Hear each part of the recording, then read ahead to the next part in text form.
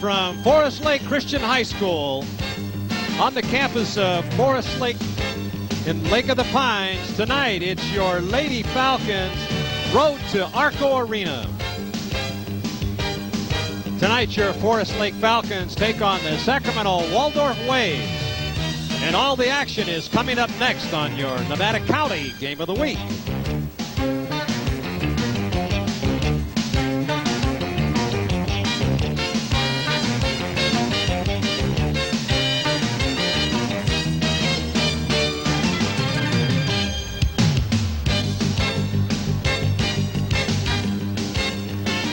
Welcome back, everyone. This is Marty Mortensen along with Gil Dominguez tonight as we're on the campus of Forest Lake Christian High School, the home of the Forest Lake Falcons. And tonight, the Lady Falcons take on their crosstown rivals, the Sacramento Waldorf Waves. The Falcons come in tonight's game with only one loss, with 11-1 record, coached by Rob Hodges.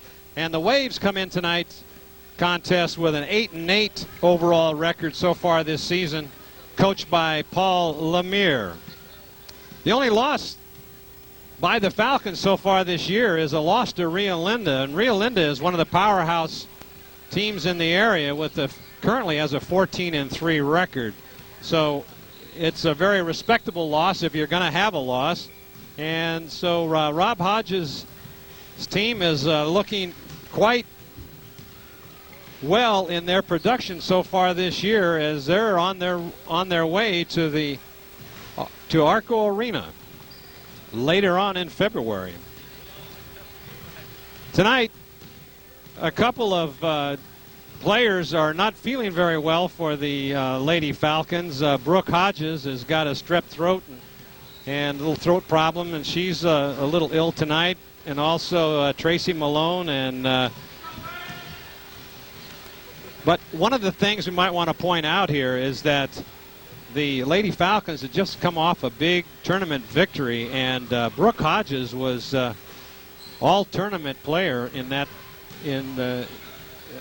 tournament, and Tracy Malone was also was voted the most valuable player, and Caitlin Gilfillan was also all-tournament.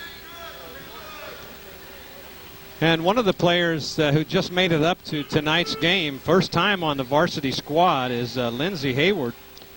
She is a freshman playing the post position. First night on the varsity. She's 6'8", and she's going to be a dominating factor in this game if she can get in there, because the tallest player on the Waves stands in at 5'10", so almost an 8-inch advantage if she gets into the game.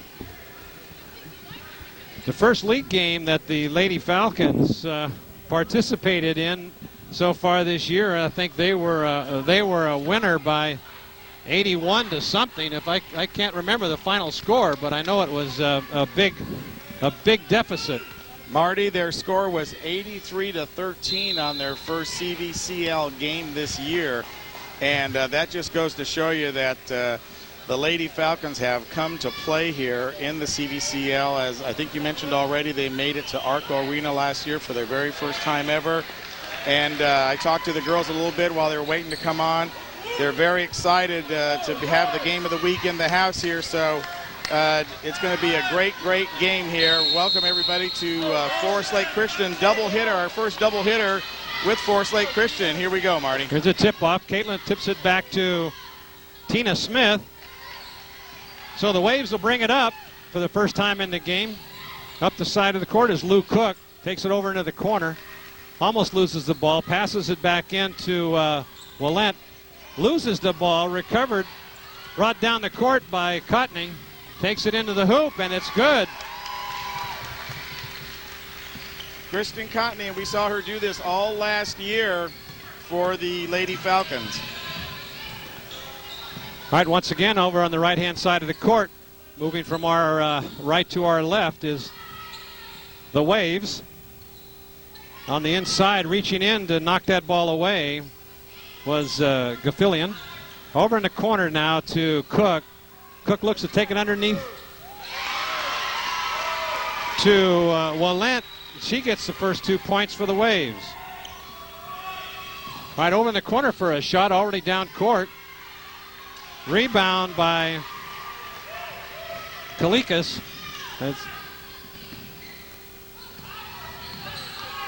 Cook trying to set up the play now at the top of the key. Looking for Kalikas on the inside. Out. Oh, and she's fouled. That looked like a pushing foul, Marty. She handed off to Hillary Wallenette underneath the basket, but was fouled in the act of shooting. The referees for tonight's game are Kevin Briant and Dave Goltz doing the game for the varsity girls. First one was no good by Hillary. Next one up is good. Hillary's got all 3 points. Well, Hillary's a returning senior, and she was very instrumental in their great season that the Waves had last season. All right.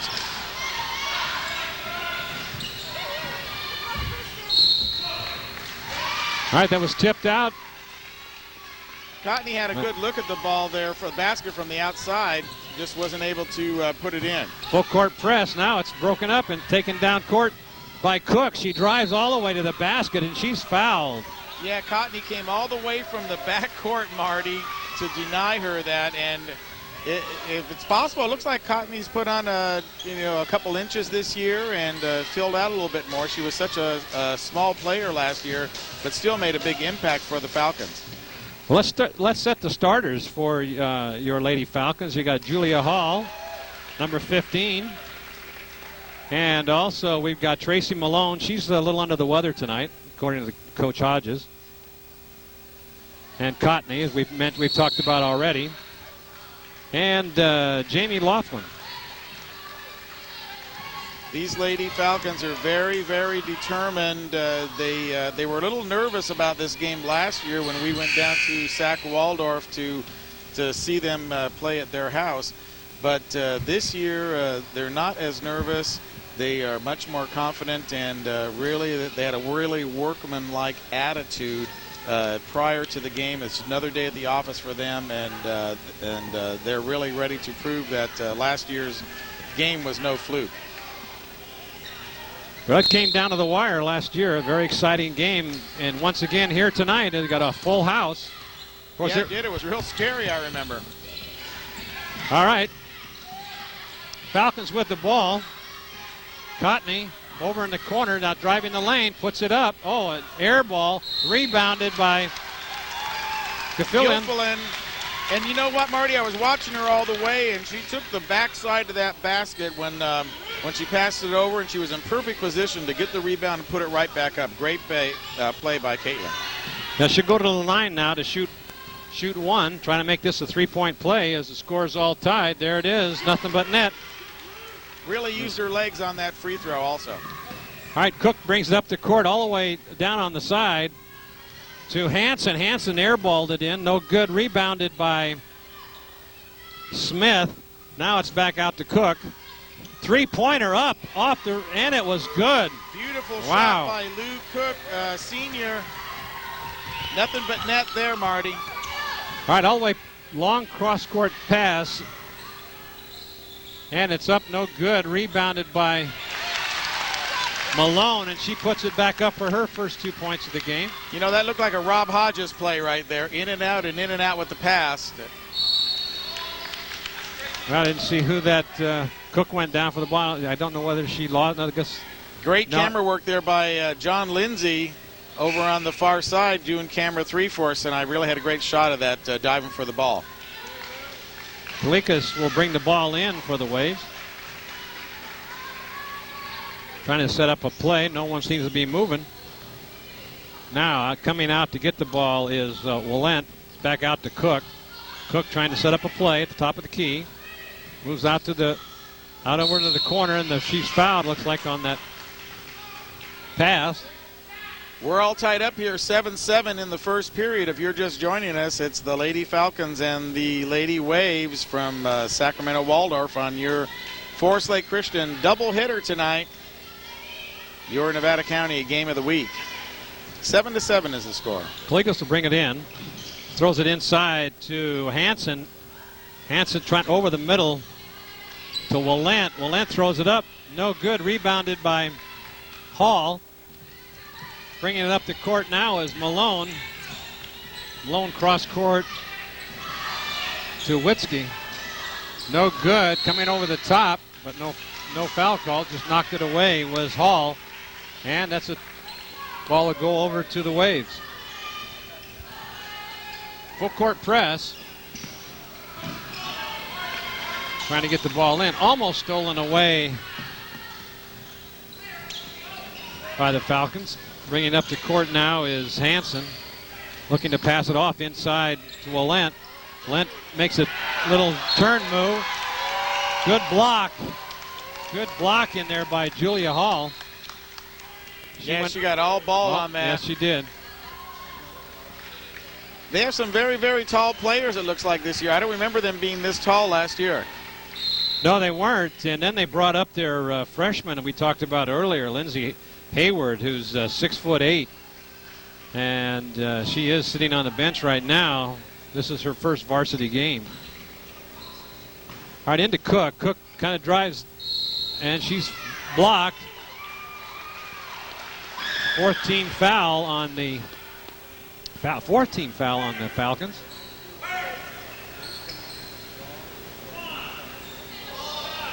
Getting in foul trouble early. Still 7-7. And there's a turnover as that ball was thrown away by Walent. Bringing it up to court now is Witzke. She's in the game for the first time. Over to Malone in the corner. Nobody to throw it to. Throws it back to Witzke, and she travel call. Yeah, she should have put it on the ground a little bit earlier when she did the bunny hop through the pea patch there on the way to the basket. All right, another full court press by the Falcons as they bring it up to Cook. She kind of palms the ball a little bit, no call. Looking to set a play up. She drives all the way around the right side, throws it up, blocked. Laughlin now has, that's Hodges. Another travel call, another turnover. Well, Hodges led her just a little bit with that pass, and she was already on the move when she got the ball. Yeah, Sashi Botner. Casey, is there a reason why we can't get the score in there?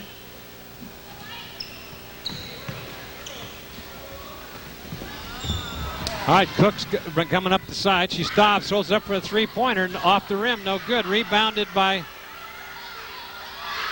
Stop. And they get the point. 9-7 right now. We'll get these technical difficulties straightened away for everybody. All the way over in the corner to Malone. Malone back to Hodges at the top of the key, looking. Oh, throws it away. Oh, boy. That's Hansen. Drive. She stops, takes it back off the glass. No good. Rebounded by Miller. Great play by the Lady Falcons there. The ball got stolen, Marty, but they were able to not allow her to make the basket, so essentially negated the turnover. And they get the ball back, so no harm, no foul. That was a big turnover. As so far the Waves have looked pretty good, giving up a size advantage. No, now the referee's going to change his decision, and the ball will go over to the Waves. All right, coming in now is Laughlin for Hodges. Big game for both of these schools right here, early on in the season, too. Walent will bring the ball in. They're trying to get their players in position. As Griffith Sullivan's now in the game. Out to Kaligas, up by Walent. No good, but that one was good.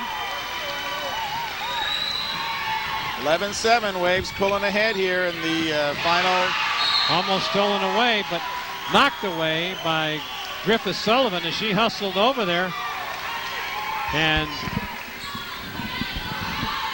Forest Lake, Marty's going to have to turn it up a notch right now. The Waves are turning it up, and they have to answer that call. All right, Whiskey over in the corner. Oh, it's turned over again. This doesn't look like the same team that scored 83 points. Well, they weren't playing the Sacramento Waldorf Waves. There's a ball up by Hillary Willett. She continues her barrage. That's her 6th point of the game. All right. Inside underneath the basket. No good. Too hard off the glass by Gilfillan. All right, Hansen brings the ball up now, top of the key, trying to drive the center length, pitches it out to Griffin Sullivan, and another one throws it up, is good. That was Casey Staub, number 12, made that basket. Rob Hodges pacing the sidelines over there. I guess so. I keep expecting him to call a timeout, but he's letting the girls play. All right, inside, and they threw it away again. Nope, they say, nope, bounce. Back court. Well, you knew that was going to happen as soon as he touched it, and now Rob's sending in a whole new platoon of girls. Boy, 15-7. It's been a... it was 7-7 for the longest time. 8 straight point run by the Waves. And you just can't have that in this kind of game. You can't let them get out in front. This is just like a playoff game and atmosphere here with the crowd. And this is one of the top contending teams in the CVCL. The battle for first place will depend on who beats who in both of these games in league play. And you just cannot underscore the importance of this game. And Marty, that's why we're here. Yeah, exactly right. These gals put on a very entertaining game here. Oh, over in the corner for a long shot. Oh, boy. It was for 2. That was Kaligas as she picks up her 4th point. 17-7 now, bringing the ball up the court, over in the corner to fill in, and it's knocked out of bounds. As bringing it in will be Jamie Laughlin. Over in the corner, long shot, no good. Rebounded right there. Botner up, no good. Fade away, she's fouled. That was Bodorf. Bodorf, right place at the right time. 5'9" senior. And Katie just put it up off the glass. So she'll get her first 2 points of the game and go to the line to make it a possible 3-point play. You know, Marty, I think Forest Lake is just out of their rhythm right now. And they're not doing the things that they like to do. And we'll have to see if they can respond. Here it is, another 4-point play. Oh, she got it. She got her back her own rebound and put it up. Bodorf, a 4-point play. She went from no points to 4 points just like that. All right, Cook trying to get her teammates' attention as she comes to the top of the key. Passes it inside to Staub. Staub throws it up, no good. Rebounded in there by Botner. Long pass down court, stolen away. Telegraphed it by Kaligas. And she tries to drive the lane, no good, no charge. Out to Witzke. And she loses the ball, but she is fouled in the process. You're right, they are a little bit out of sync here in this first period. Botner, she threw the ball away, but then she allowed the Sac Waldorf player to go around her instead of going down the court with her to harass her all the rest of the way. Kind of gave up right there about a third of the way down. So if you make the errant pass, you want to follow it up and play some defense, I think. Okay, Malone brings it in to Laughlin. Laughlin throws it back out inside. Now there's a charge. Yeah, she was going into the lane. Probably should have just thrown it up. Yeah. She had taken the foul on the shot. Might have been a different call. But there was a charging call. Full court press now for the Lady Falcons. Inbounding the ball is Hansen. Oh, beautiful pass to get it up court. Take it to Staub. Staub takes it out over into the corner. Dribbles it off to Hansen. Back out in for 3 points. In and off the rim, no good. Air ball thrown up there. Rebounded by Smith. Inside to Smith again. She's got it. Tina Smith with her 4th point of the game. That's 19-11 right now. for the Waves. Back out to Malone. Over to Botner. Back to Malone. Over in the corner to Waldorf. Oh, she had a shot underneath. Didn't take it. There's for three. Well, I guess you only give her 2 points on that. 30 seconds left in the period. Oh.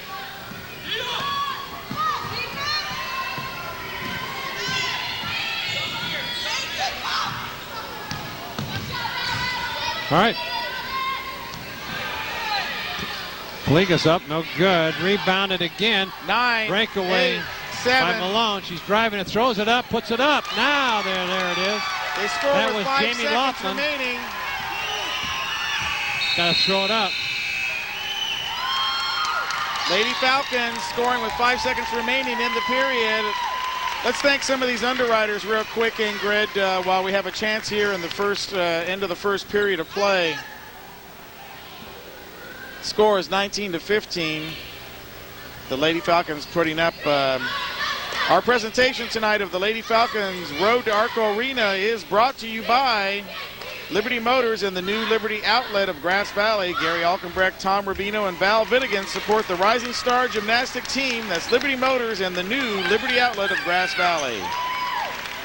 And by Hanson Brothers Construction and HPE Rentals of Grass Valley. Orson and Helen Hanson, along with Sue Peterson, support the Grass Valley Lions Club. It's Hanson Brothers Construction and HPE Rentals of Grass Valley. And the new Premier Plumbing and Irrigation Supply of Nevada City. Mark and Chuck Bryan, along with Karen McDonald, are proud to support youth sports on Channel 11 FCAT. That's the new Premier Plumbing and Irrigation Supply of Nevada City. And by Grass Valley Glass of Grass Valley. Sean and Marty, and now Curtis Sawin, wish you a prosperous and happy new year. Grass Valley Glass of Grass Valley. And Accent Lighting of Grass Valley. Donna and Arnold Goldberg support Music in the Mountains. That's Accent Lighting of Grass Valley. Mountain Recreation of Grass Valley. Owners Jason and Jill All support NU Basketball. It's Mountain Recreation of Grass Valley.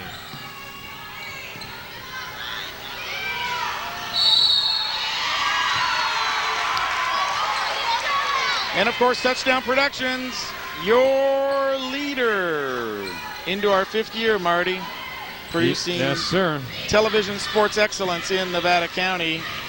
Gil Dominguez along with Marty Mortensen. Glad you could be here for this important CVCL contest. It's the Lady Falcons against the Lady Waves of Sacramento Waldorf. And Marty, we got a barn burner. Yep, 19-15 here at the start of the second period. As a shot is put up by Willent, no good. Rebounded in there. Willent goes up again, no foul. Smith throws it up, no good. Oh, she palmed the ball, no call. That was, she tried to pass it across the way. Yeah, that was Caitlin. Back out to Caitlin now. She dribbles it in, drives the lane, puts it up, tries to get her own rebound, no good. Rebounded in there by Willent. Willent brings it up to Cook. Cook up at the top of the key, looking to throw it out to the... No, she takes it all the way around the corner, throws it up, underhand, no good. Rebounded and knocked away by Botner. Sashi Botner went up, knocked the ball away. Has some fresh set of legs come in for both squads. Yeah, wholesale changes. And that just goes to show you, Marty, how deep these teams are. Both squads extremely deep. Talent very abundant in this league for these two teams. Oh. Well, there was a shot that went up, but she was fouled. She'll go to the line to shoot two. I think she was behind the line. They're trying to see if it was 3 or 2 on that. There's a little late call there by the referees. Kevin Briant and Dave Goltz are your referees for this varsity game. And the foul was on... I don't know who they called it on. Oh, 0, I guess. Her first foul, and that's Brooke Hodges. Going to the line to shoot 2 is Alex Koligas. First one up, no good, off the iron.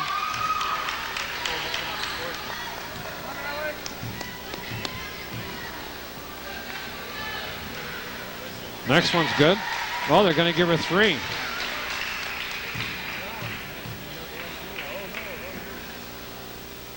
And she makes the second one. 21-15 now, Waves. All right, Hodges over in the corner to Malone. Back out to Hodges as she loses control for a minute. Trying to set something up over in the corner to Caitlin. Driving the lane, and it's she loses it off her foot. Goes out of bounds. That's been one of her favorite moves down the lane, down the backside there, and they're denying her, Marty. Yeah, underneath that basket, she's had some trouble. So full court press is now on for the Falcons. Bringing the ball in for the Waves is Hooper Hansen. I can't say the press has been very effective for them so far tonight, Marty. No, they've that held them down, but they get it. They break it away. Cook seems to be able to. She just got two. See, and now she drives. Nobody there. Short. No good. And it's the Waves' ball as it goes off of Malone.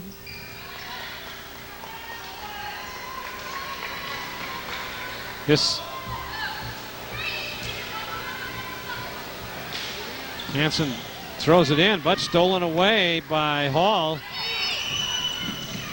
Hodges kind of brings it up. Oh, she's looking to shoot three. She was way out. Back over in the corner to Malone. She throws it up for three. No good. Rebound by Cook. Over in the corner now to Wallent. Lent tries to drive. No, can't get inside. Hansen has it. Throws it back to Wallent. Throws it up. And it's rebounded by Hodges. Oh, nice hustle by Caitlin, but they're going to call her for traveling. She made a great play as she knew she was. Gilfillan made an excellent play there on the not so perfect pass from Hodges and kept the ball alive. Unbelievable amount of energy Gilfillan is putting out there on the court. Well, there's a breakaway, and it was knocked away by Jamie Laughlin.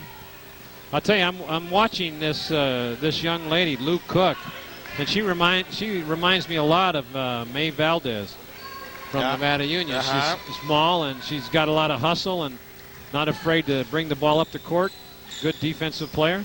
I think she's taller than Mae. Yes, she might be. Yeah, Lou is only 5'3". Yeah, I think she's got about 3 inches on Mae. But you're right, same style of play. Well, I think that's what they have to do when you're short of stature in a basketball game. You've got to put a lot of hustle and try to be as quick as you can. Okay, the ball's passed into Griffith Sullivan. Out over in the corner to Hansen. Oh, knocked away by Hall. Now recovered by Kaligas as she throws across court to Cook looking for three. No. Inside to Wallent. Wallent takes a step, throws it up, no good. Off the glass, rebounded by Botner. She brings it up court. Over in the corner now to Hodges. Hodges deep to Malone. Underneath, backwards flip, no good. Rebounded by Cook. Oh, Cook is fouled as she brings it up court. Yeah, that wasn't a very high percentage shot by Malone under the basket, although the dribble looked good. She came out a little bit more in front of it. Probably wanted to come out a little bit more on the side and put it off the glass. It's hard when you're taking that baseline and then you only shot you've got is you have to kind of throw it underhand and back over and maybe try to hit the rim or the back of the glass. That's a very difficult shot. All right. The Falcons are in foul trouble with 7 fouls, so that means that Cook will go to the line for 1 and 1. And Cook makes it 22-15.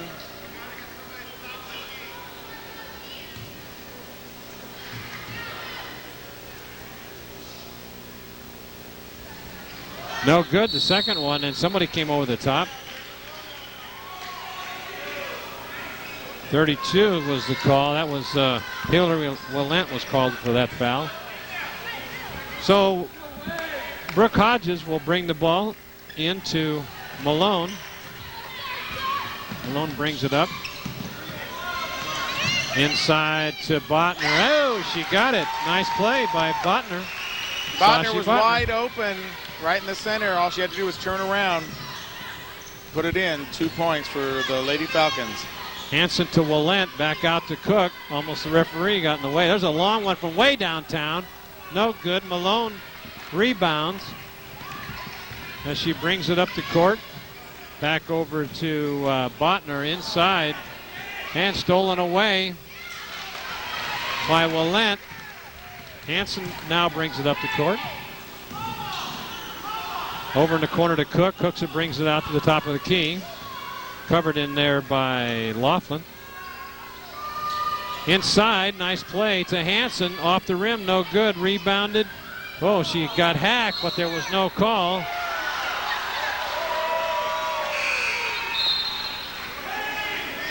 I think I'll have to agree with the fans behind us that was a push, and it was kind of a bad call. But it'll be the Waves ball. Well, as you can see by the full stands, Marty, this is not a game to be taken lightly. And the parents, you know, I know it's Forest Lake Christian, and they do things a little bit differently here, but on the basketball court, the parents are just as avid fans as up at Bear River and Nevada Union.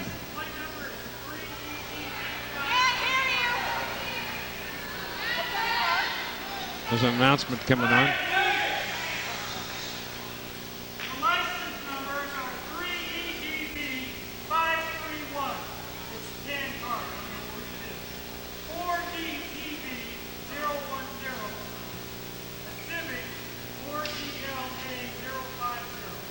The lights are on? Those are lights.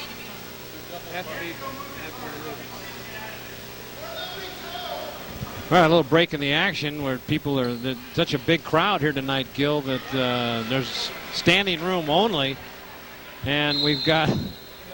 I know we had to have somebody move just to get the commander in, and we got here early. And they've been playing a lot of games here today. The JV boys and girls both won. All right, now Malone brings it up on the steal. Back out to Hodges, top of the key. Out over to Malone. She throws it from downtown off the rim, no good. And it'll be the Waves ball. Hodges from way down, I think that was close to the Combi Center. She I think so. Fly from. Had a lot of arc on it, though. Sacramento Waldorf. 22-17. Oh, intercepted by Caitlin, and she lost right it. Through her hands. The kite run should read SW there, Casey. SW.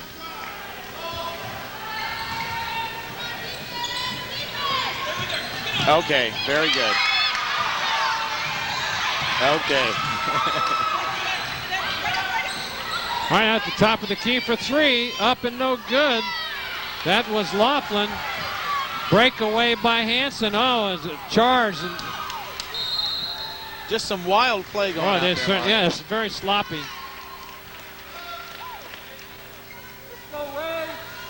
In the game is Jessica Miller for the first time tonight, 6'1" senior. Coach Hodges has got a lot of depth in his on his squad. Well, I know he doesn't like being down 22-17 right now. 3.5 minutes left. Stolen away by Caitlin. She drives in, throws it on the inside to Laughlin for two. She milked that all the way down the court until she was right on top of that defender before dumping it off. All right, bringing it up to court now is Kaligas. She throws over to Willent, back out to Cook. Cook trying to set a play. Screen set by Willent. Goal, she's hacked and fouled. She'll go to the line to shoot two. It's okay, make them earn them on the line. You know, I don't see the Waves really setting up any plays, Marty. I see them just trying to get one person and then driving the lane or driving from the outside, where I see more plays being set up by the Lady Falcons. First one's no good. Yeah, you're definitely right. But when you've got the team down with 7 fouls and they're in foul trouble, all you got to do is just try to go around and drive the lane. And if you don't get the shot off, maybe possibility of getting blocked. Well, they came out ahead on that deal a little bit. They only got 1 point instead of 2. All right, back to action now as Waldorf takes the ball up. No good, rebounded and taken away by Kalikas. This is their favorite play now. They'll take it and probably, no, they're going to take it to the outside now. Over in the corner to Kalikas. Oh, stolen away by Malone. One-on-one. Dribble and around she her. doubled, Oh! and she double dribbled.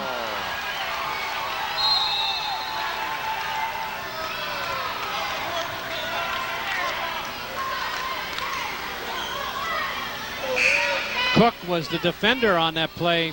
And she just Gil stood her ground. Yeah, and then Malone went to the outside. Well, she made Malone go around her. Right. And anytime you're going to do that, you know, you've only got like a split second to decide what you're going to do. There's a breakaway to Cook. Takes it down. 2-on-1. Up and out. No good. Rebounded in there by Miller, and she was fouled. She'll go to the line for 1-and-1. That's a 17th foul on the Waves. Well, Miller got the rebound, but she didn't do anything to prevent the layup. You know, so she was just standing right there. She probably could have done a little bit more to, especially with her size. I mean, you got Miller against Cook. Come on. Well, that was 2-on-1.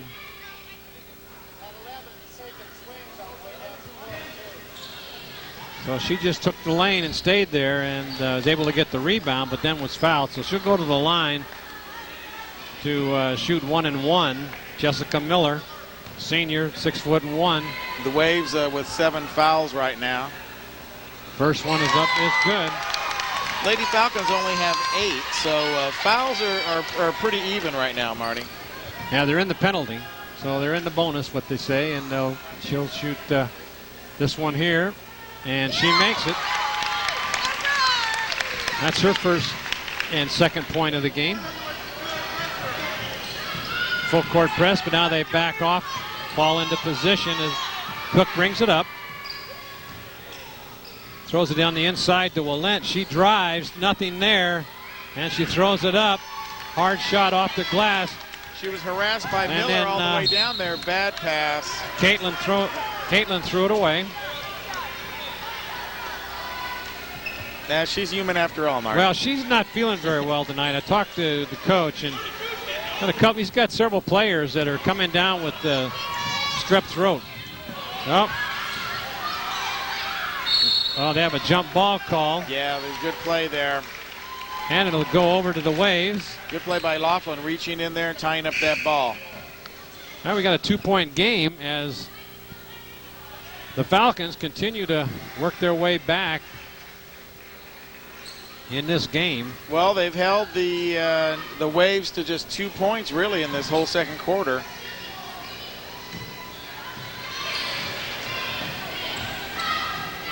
So they're answering the all right, there's a call of shot the Waves.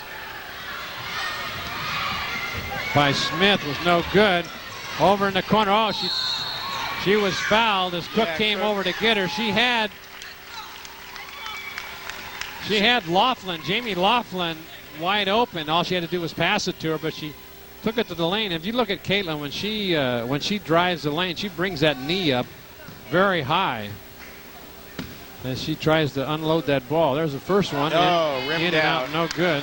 No, well, she already messed with Cook once before down there on that drive, and she wasn't going to pass it off this time. She was going to take it up and over her.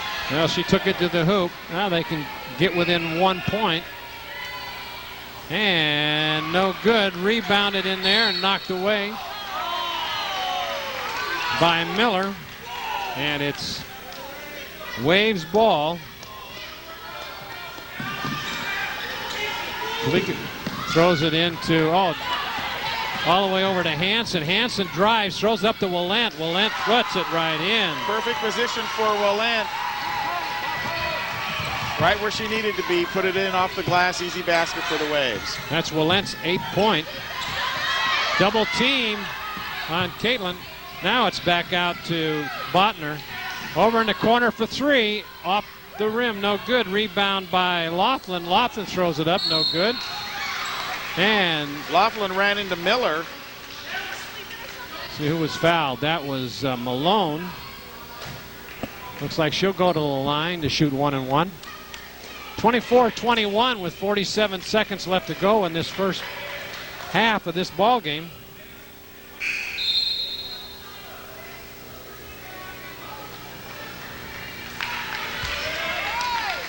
Been a low-scoring second period as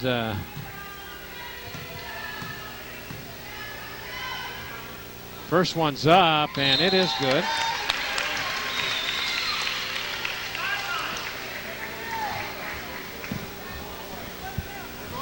Tracy Malone with her third point of the game. She gets one more shot. It's up and no good. Off the glass, rebounded and put back, no good. Over in the corner, now driving the lane is Laughlin. She throws it up, no good. Gets the rebound, no good. And there's a foul called. What was that, 5 attempts by the Lady Falcons? I think it was, yeah, 4, at least 4, and nothing would go in. Just rolled off the rim. Now going to the line now, looks like it'll be Griffin Sullivan. Ellie, the senior, 5'10", will go to the line to shoot 1-and-1. Stick around with us at halftime. We're going to be talking to some of the parents of these girls, the Forest Lake Christian girls, and then in the boys game we'll be doing the same thing, Marty. Oh, that's great. So we'll be getting to meet some of the parents of Forest Lake Christian, and then in the second game of tonight's doubleheader, the boys, you'll be working with Rob Hodges himself and get a good insight on what happened to the Lady Falcons tonight. Most shots were good, 27-22. Biggest lead so far, 5 points. Malone brings it up, out over into the corner now.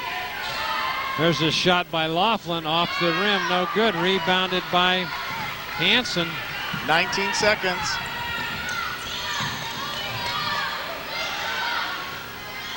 Hansen steps out, tries to come. Now she comes to the top of the key, throws inside to Wallunt. Throws it up, no good. Rebounded by 4, Hodges. 3, 2, Got to 1. throw it. She gets it off, and it's short.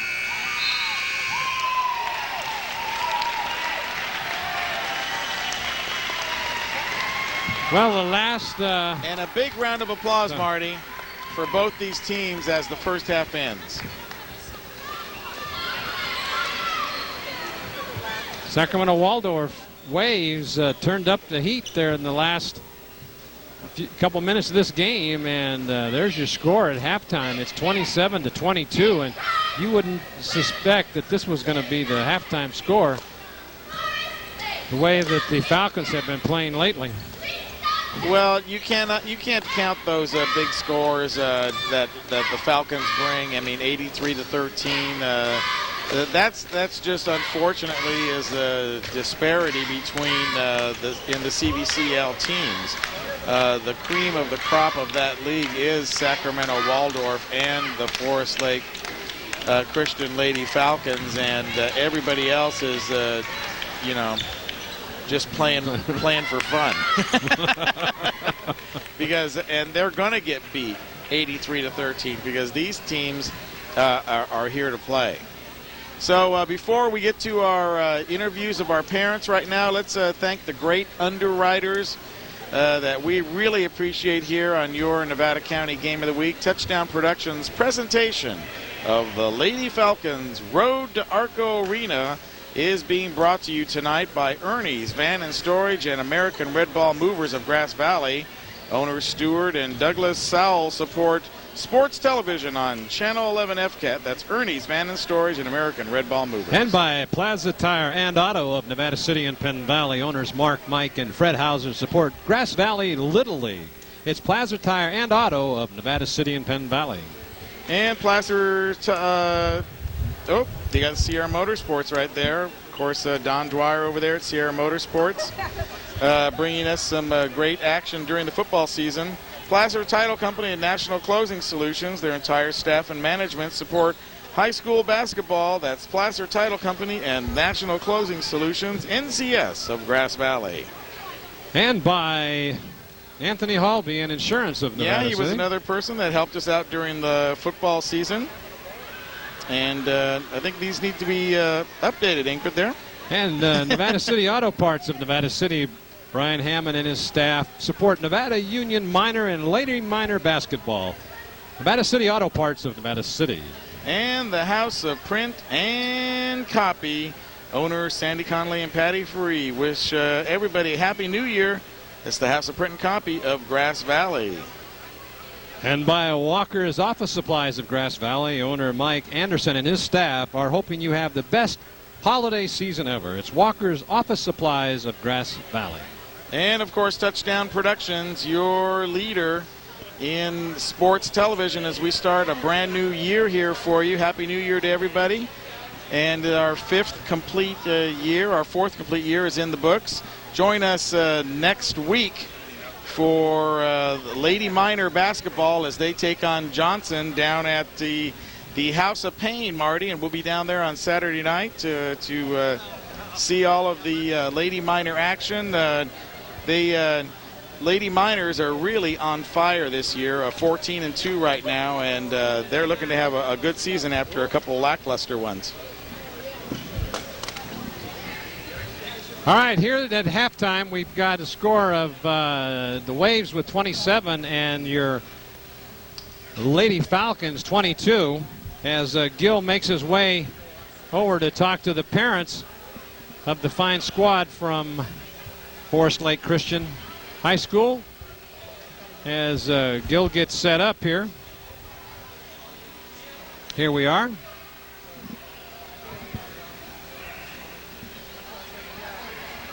Well, we're looking for him right now, Marty. I told Mr. Schulerman that we'd be out here, and I'm waiting for him to bring the parents out this way. Great crowd here tonight. Great crowd tonight as the Lady Falcons are hosting the Sacramento Waves.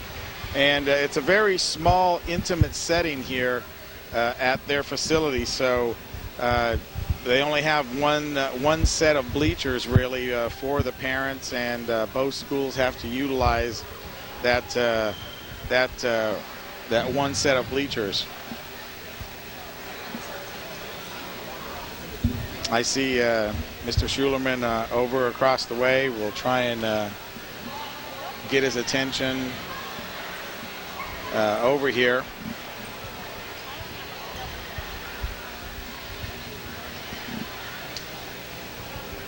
And there he comes. Here he comes right now, walking across the court.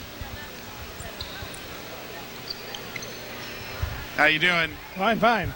We're looking for those parents. Are they? Oh, I thought Rob had them for you. No, Rob's probably in there with the girls. Okay, well they're searching them out. Ingrid, well, we can call up that other Chiron, that other title. I'd like to remind everybody that this Thursday is the special FCAT board meeting where the board of directors is going to decide that all-important issue of whether or not independent producers such as ourselves and Touchdown Productions will be able to continue to operate on your Channel 11 FCAT with independent underwriting. As you know, Susan wrote an article in the newspaper last week, and this week we had the notice on the show, and I think he said dads. This Thursday is that meeting. We'd like to invite everybody to come down. It's going to be at Terry McAteer's office, Superintendent of Schools. That's at Ridge and Zion Street. The meeting starts at 6:30, so come on out if you think that this form of programming that you're watching right now is valuable to the community. If this is something that you would like to see continued, then we really would appreciate you coming out to that meeting this Thursday, 6:30, Terry McAteer's office. Of course, if you have any questions on this, give us a call over at Touchdown Productions, 274-2206. And a quick thank you to all the parents that have sent in letters and members of the community that have sent letters in on our behalf and thanking us for the great job. And it's not, believe me, it's not just me. There's a ton of people behind the scenes. Jolyn Harris up on camera too, and his son Nick, and we even have an intern over here, a new intern with us, Ann Schwartz, John Lindsay, my son Casey, who's directing right now, Ingrid Harper out here tonight, along with R.C. Cameron. So a lot of people here bringing you these games each and every week. So now we're ready to talk to some dads. Where's the dads at? Right in here? All right, let's turn around here. Up there on camera 2 is where we're at. And let's just start right down here. What's your name? Bob Bodarf. Bob Bodarf? Bodarf, correct. Okay, so we've been saying your daughter's name all wrong then all night. Well, that's close enough. We'll take it any way we get it. It's Bodarf, Marty. Just Bodarf. Darf. Yeah, there we go. And Dan Malone? Dan Malone? Yes. All right. And who else do we got here? Over here? I'm William Witzke. William Witzke? Correct. All right. And? Ellen Roney. Okay. And you guys really have to be proud of the program, the way that it's manifested itself over the last couple of years. Yeah, Forest Lake has a great athletic program for the girls and the boys, and they seem to be really successful. Coaches seem to really enjoy what they're doing, and they put a lot of effort into them. Well, the crowd is also real big here also. We got a very big crowd in the house tonight and very supportive for the girls. Absolutely. There are people here that don't have any kids playing that are enjoying it as much as any of us parents. We're just lucky and really appreciative of a great game tonight. Well, that's why we're down here, because we knew that it was going to be a great game. And, you know, last year they went to Arco Arena for the very first time. That had to be exciting for everybody. Yes, it was. Did you make it down there? No, I didn't, but I think everyone else did. Uh-huh. But that's something they want to repeat then? Yes, definitely. And this, of course, this rivalry is very important. And okay, they got another vehicle that needs to move. You're not illegally parked, are you? No, not at all. Okay. Not at all. I'm safe there. You got to get here early if you don't want to have your license plate number called out at halftime.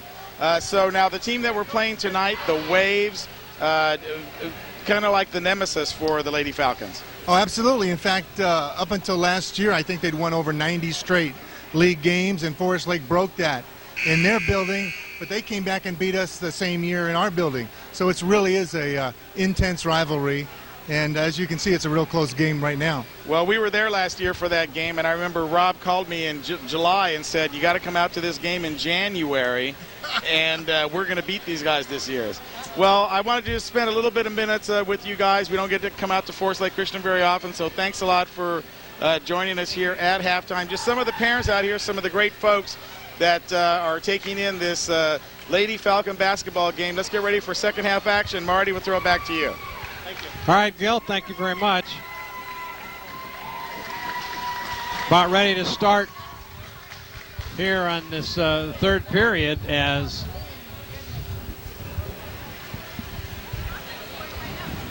the Waves continue to hold their lead of 27-22. First half statistics, Malone with 3, Gefilin with 3, Bardarf with 4, Sashi Botner with 4, Jamie Laughlin with 4, Kristen Cotney with 2, and Jessica Miller with 2. So that was your, well, I see they've got Lindsay Howard in the game now. We talked about her earlier, her first time as a varsity player. They're going to try to set up something underneath that basket. All right, trying to work the ball to the outside. And driving it out, there's up, and there's the first, Gilfillan with their first 2 points of the second period. She's just awesome tonight, cold or no cold. All right, way over in the corner now to inside. Oh, just off the glass. That shot was taken by Smith, and it's the Waves ball. Yeah, a little errant pass right there. She thought she was going to come back inside, and she went outside.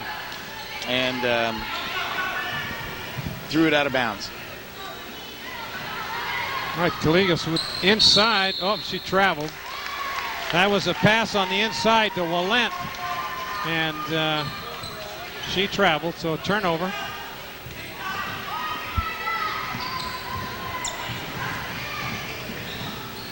All right, underneath now. How's that? I think we had a foul. Going to the line now is Jamie Laughlin. She'll shoot 2. Got a chance to cut the lead to 1. First one is up, and it's good. No, that cuts the lead to 2, Marty. Oh, I see it there now, right. My math is not one of my strong points. Yeah, but English is. Yeah, right. All right, second one is good. All right, now we've got a 1-point game. There you go. See, you're prophesizing. Bringing the ball up, right-hand side is Cook back over to Hansen.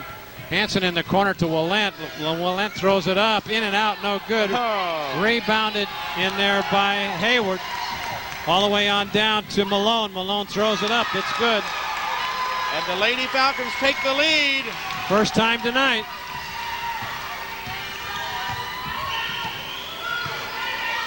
All right, all the way across court for 3 is Kalikas, and it's, oh, throws it, whoa. Caitlin goes right up against the wall. She saves it, but now it's going to be a jump ball, and it'll be Waves ball. Yeah, but you know who set that up was Hayward way back at the other end because she dove and pushed for that ball. 6'8" freshman. She looks like a freshman out there. No, she doesn't. Yes, she does. She's just going to be awesome as a senior. All right, out to Cook, back over to Hansen, back all the way over to Walent. She loses the ball, back up to Hansen. Cook's got it for 3. It's up, and it's good. Well, that lead didn't last very long. No, but they know they're in for a fight right now as the Falcons bring it up court. 30-28. Oh, man, no contest. That play will be there all night. That play will be there for 4 years. All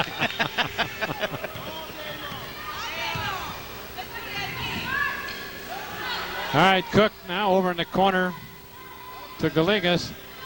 Back to Cook. She throws it out to Hansen. Hansen back to Cook. Over in the corner for 3. There's another one off the rim. Rebounded, and it's knocked away. Oh, she called for a foul. Alex Kaligas, 5'8" junior, called for that. She had 6 points first half. All tied up at 30. There's a shot from out of 3-point range. No good by Laughlin. Cook was punched in the chest right there as Cottney went around her. No harm, no foul, no blood, no ambulance. And she's holding her chest right now. Took a big blow right there as she blew right by her.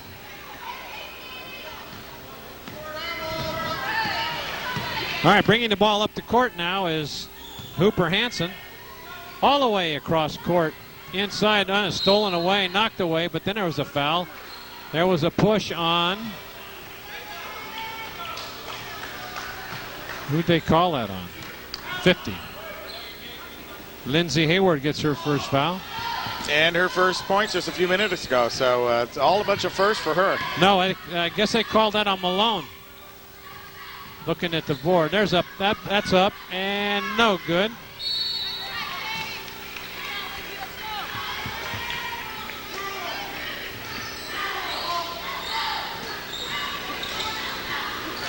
Well, they certainly do gain a lot of height with Hayward in there.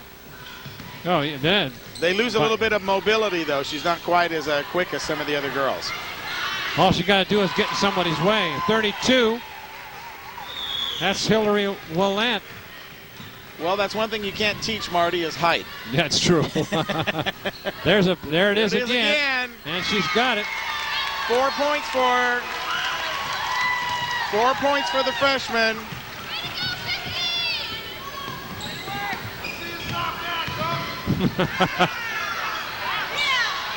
Tipped away by Well, Hayward just intimidated her. Oh, there's a three.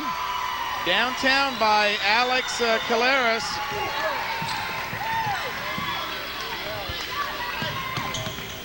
All right, they'll try to get it all the way across court to Laughlin. Laughlin drives, and it's good.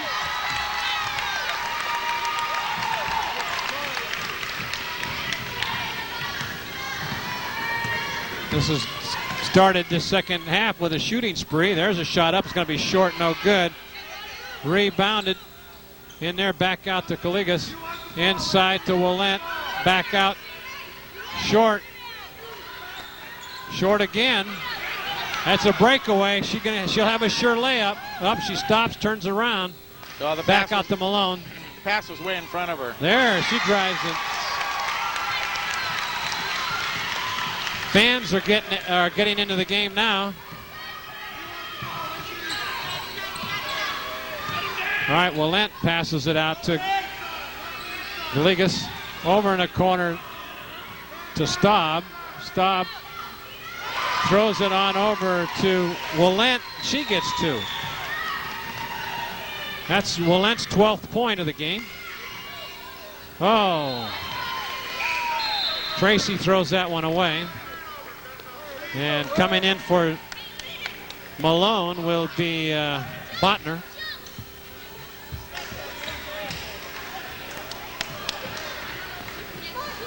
What I meant by she looks like a freshman, she just looks real young out there. Well, yeah, she is. She has a very young face. You know, just barely out of 8th grade. And already in the big Waves Lady Falcon game. There's a Cook for 3-point, and she's hammered. Oh, that was way after the shot. Gilfillan politely arguing her case. But there's not going to be any love lost between Gilfillan and Cook tonight. No. But the shot was away.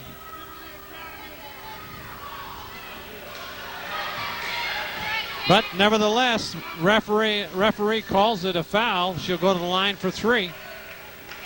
First one up is no good.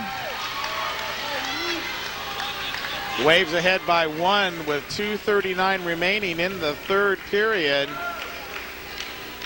Next one is no good. This is the first game of our Forest Lake Christian doubleheader. Gil Dominguez along with Marty, the Big M Mortensen. Hope you're really enjoying it. Great contest here between these two CVCL leaders. Boy, none of them were good. So I guess that didn't hurt anything. No, it didn't. Caitlin on inside, and she's fouled. Well, she really put it out. Look at how tall she is compared to Caitlin. Caitlin's 5'11". And she looks like Cook out there. Well, let's see how Lindsay does at the free throw line now. The foul was called on Harms, Cassie Harms, the senior, 5'10" forward for the Wave. New players in the game. It's a nice shot right there by Ann Schwartz, our newest intern.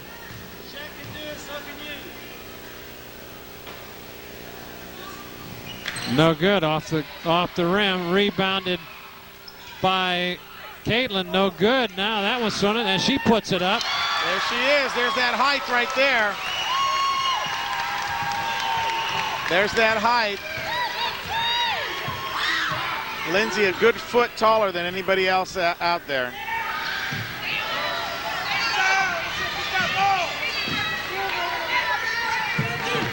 What? Out over in the corner now to Calligas, back out to Cook. Cook.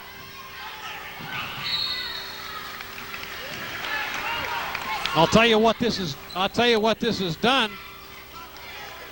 what this has done by bringing in Lindsay Hayward, is that they has forced the Waves to take the shots from the three-point lane. I was just going to say that earlier, that they're already intimidated from going inside. Oh, in and out, heartbreak, no good. That was by Botner. She had a wide open shot, it went in and out.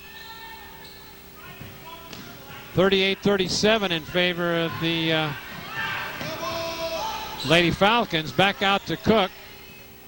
Oh, hard pass over to Dominguez. And yeah, we got 38-37, Ingrid.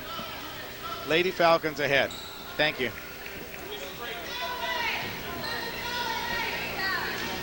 all right, bringing the ball in now is Witzke for the Falcons. Cotney brings it up. Witzke all the way over into the corner to Caitlin.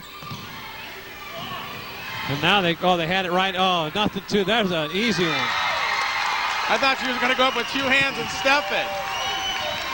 Well, she could if she wanted to. You know, they had the first dunk ever in girls basketball just last week. There's a shot from 3-point range, no good. Rebounded by Botner, down all the way in the corner to Witzke, and she's fouled.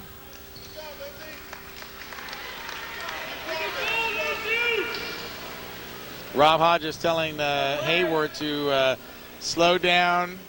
You know, you're doing great out there. He's got to be excited, though, of having a prospect like that. Oh, it's unbelievable. She's come in this game, and with the third period just about at its end, with 47 seconds left, she's already picked up 8 points. And that's the difference in the score. Yeah, that's right. It's 37-32 without her. There's another 2 points for the Lady Falcons as they start to pull away here with 30 seconds remaining. I didn't see who made that. Well, don't depend on me. Oh, well, you're the color guy. You're supposed to be giving me that. Right, now the stats are all messed up. I'll give it to Botner. I didn't see who made it, though. Can you rerun the tape, please? All right, over in the corner to Botner. She drives the lane underneath. Little scoop. There she goes. There it is.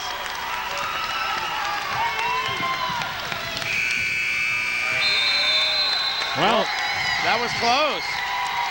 And the crowd goes crazy here on the campus of Forest Lake Christian as your Lady Falcons come from a halftime deficit to take the lead 44-37. And Marty, I think this is some Lady Falcon basketball that we expected when we came into the building tonight. well, I think you're absolutely right, but one of the big factors is that during that third period, Waldorf was only able to come up with 10 points. And Forest Lake came up with 22 points, and you could contribute 8 of those points by Lindsay Hayward, and there's the difference from the first half scoring to the third period. So we'll see what happens now as this game is turned into a 3-point shooting for the Waves. Well, with the three-pointer, either you're going to be hot or you're not. And right now, their inability to get to the inside because of that lady right there. Well, you've got a 5'8" player trying to defend a 6'8" player, and that's not going to happen anytime. First one's up and no good. Now that's me playing Marissa.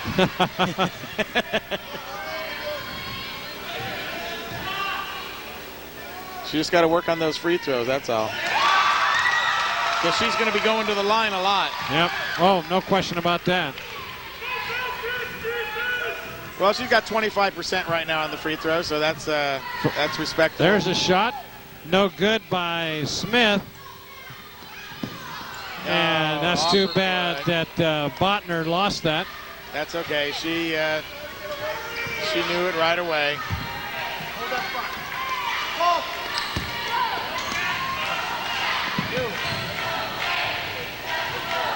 All the way across court now inside to Willent. There's another three-pointer. Off the rim, no good. Rebounded by Cotney. Good hustle by Cotney. Stolen away by Cook. Yeah, Cook's here to play now. Oh, there's a charge on blocking foul by Cook and Cotney. Both of them really competitive players. And very similar in size and style, really. Cotney's 5'4". And of course, you said Cook was 5'3". 5'3". Inside to Willent. She goes up. She shoots it. No good. Blocked. And rebounded by Cotney. She takes it up the court. Fires it on over to Laughlin. Up. No good.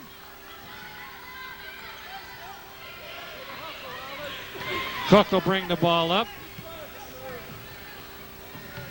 Well, they're not going to set a play inside because they have had no luck in this. There's another one from downtown. No good. No, they got to go inside if they're going to win.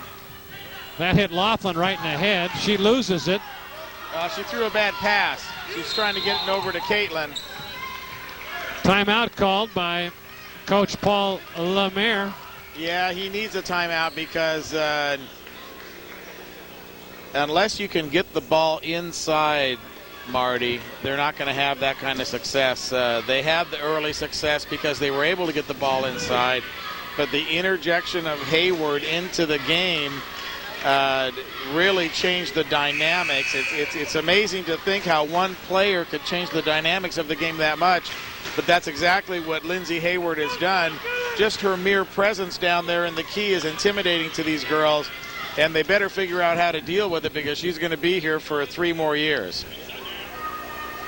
Well, as a freshman, that's quite a responsibility for her, but she's holding up under the pressure. And we have the Hayward parents on the show at halftime too. All right, inside to Willent. She takes it, but I think she's traveled. 45-37. As this fourth period has kind of gotten a little lackluster. Well, you can't let up now if you're the Lady Falcons. You still want to take it to them. Stolen away again. Hansons to bring the ball up the court. It's errant passes that are plaguing the Lady Falcons right now in the transition game. Oh, there's Cook for 3. Oh, off the rim, no good. Cotney just lets it go out of bounds. She could have grabbed that, but just let it go. I think they're, want to use the clock a little bit here. Clock's their friend. 6 minutes left to go. 8-point lead. Caitlin throws it right down, wide open. It's Malone. She stops, she shoots, and she makes the point. That's her ninth point of the game. Well, that's the other thing about having Hayward down there. You don't have to throw it into Hayward because they're going to be Gardner. You can throw it to somebody else down low. Cross court to Willent. She looks, has a good look, no good. Gets the rebound. She's fouled by Caitlin.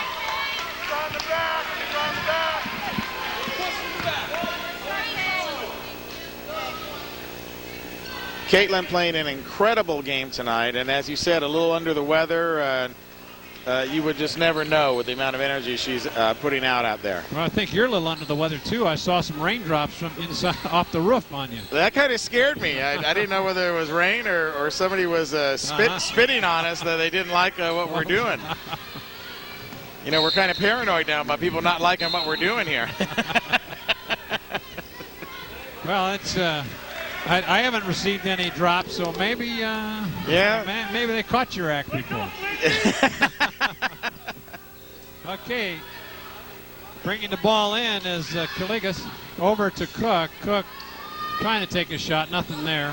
Oh, it's knocked away, and it's going to be a jump ball. It'll be the Waves ball again. Good hustle there by 00 Brooke Hodges. And they got to be talking a lot of basketball around the breakfast table at the Hodge family household. There's another three-pointer, no good.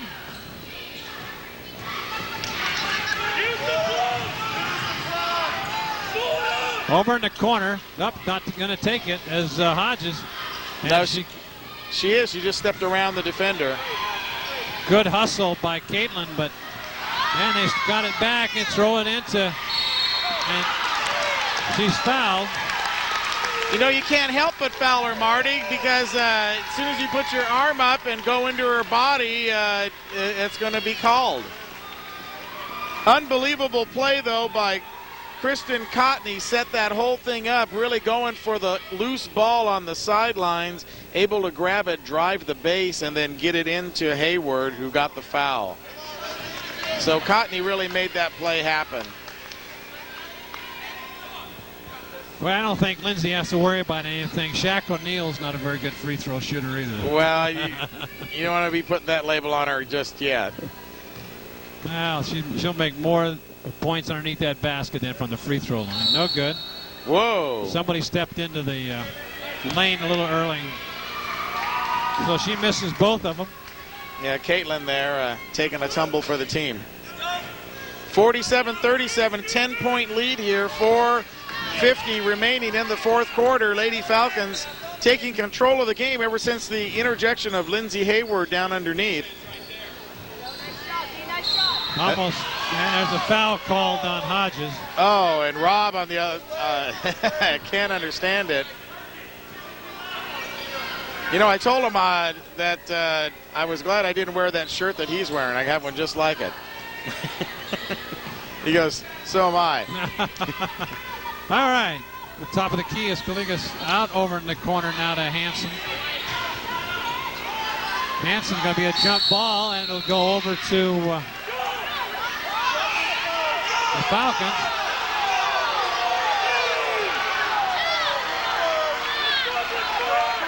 Crowd not happy with any calls these officials are making Now tonight. they're going to call it a jump ball. Little consensus of opinion.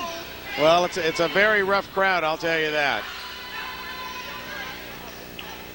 And actually, they've done a really great job of handling the emotion of this game.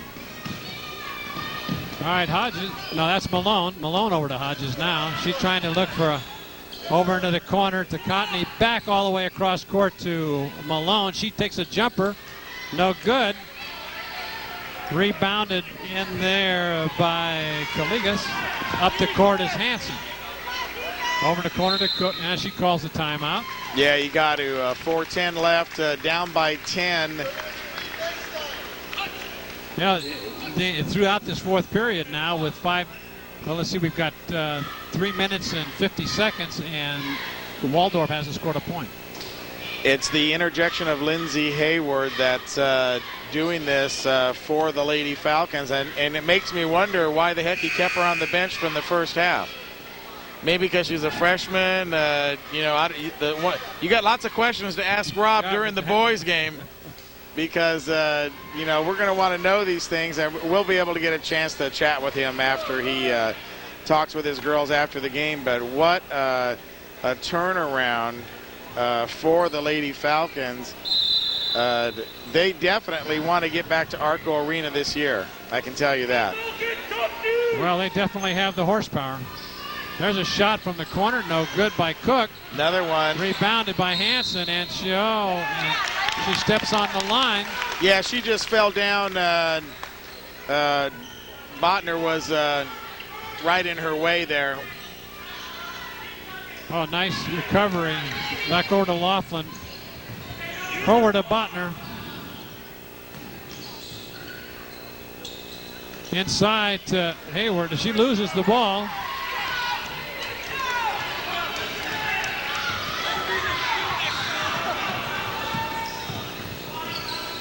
Inside, and that's their first point of the fourth period. And their first point inside over Lindsay.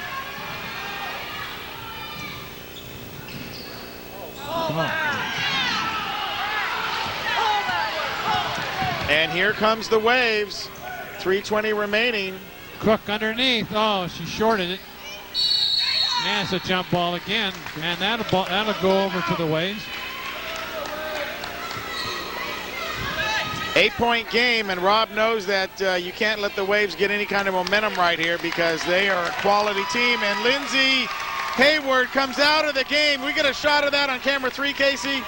Lindsay Hayward coming out of the game. Gets a big hug from the coach. There she is.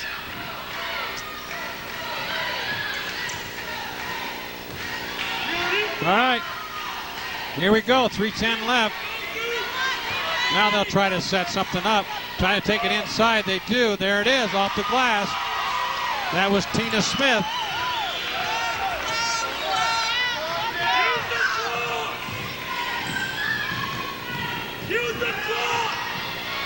Inside.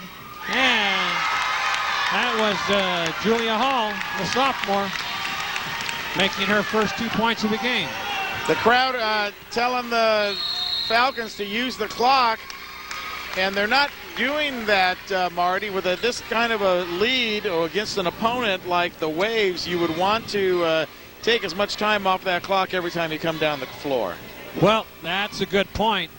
But if you're going to take time off the clock, you got to pick up some points. You just can't run the clock down 35 seconds and then not make anything. And then not make the basket, right. So because then you put yourself in a jam.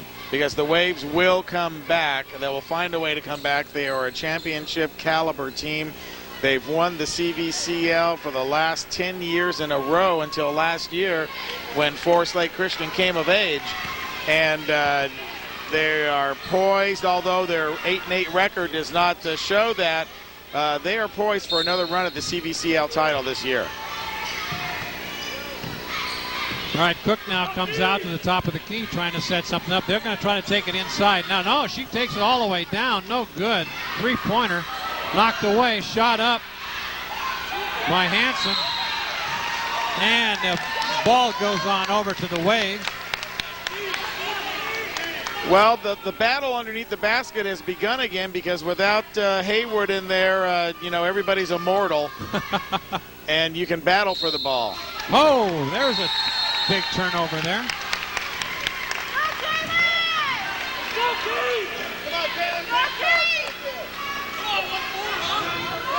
Full court press. Oh, tipped away, and Cotney has it, though. Throws it up. No good. Now, she was just throwing it inside. See, now that was the example there of non-clock management. Running down the court and just throwing it up. Shot from outside, no good.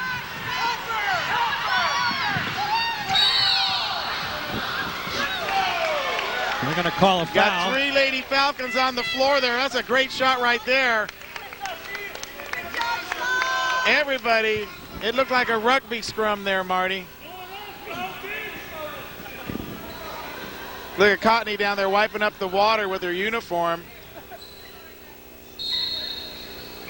Not just a player, but on the janitorial crew. Well, that was a 17th foul.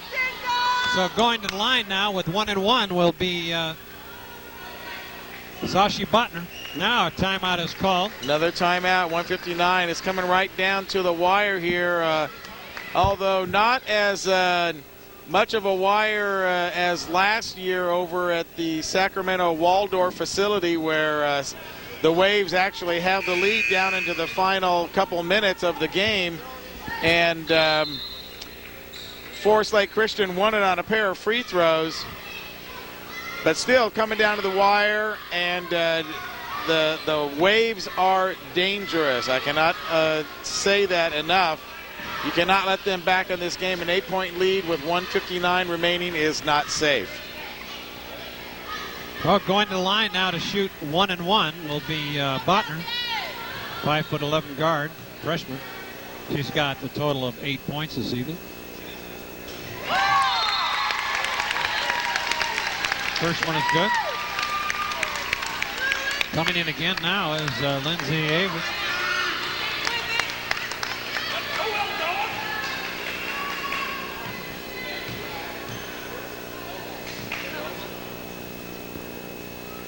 Next one's good.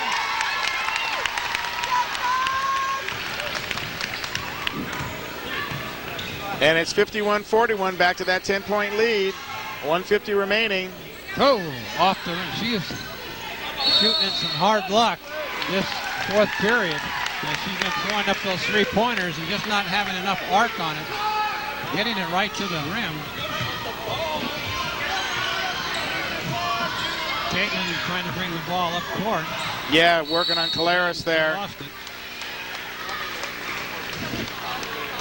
bobbing and weaving with Caleres like a couple prize fighters, working her way up.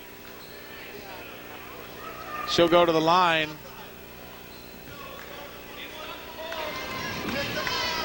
And as Mark would say, due to our, in memory of our good friend, Chicky Baby, the refrigerator door is starting to close on the Waves. 1:36 left. The eggs are starting to cool. Oh, inside. Ah, that's short. Rebounded by Forest Lake. Bringing the ball up is Cotney. Stolen away by Cook. Yeah. Stolen away again. And she got a breakaway. And she's going to take it down to, she missed the underside. Just dropped. All right, they'll have to settle down now. Oh. Cook tried to foul her at the top of the lane right there, and they didn't call anything.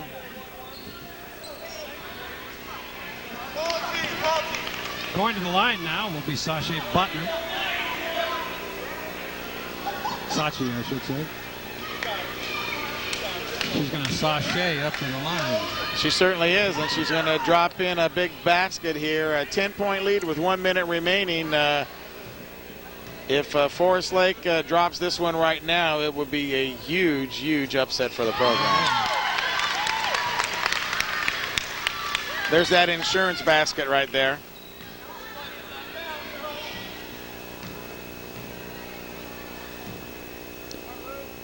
Takes a good look. There's the other one. Nothing but net.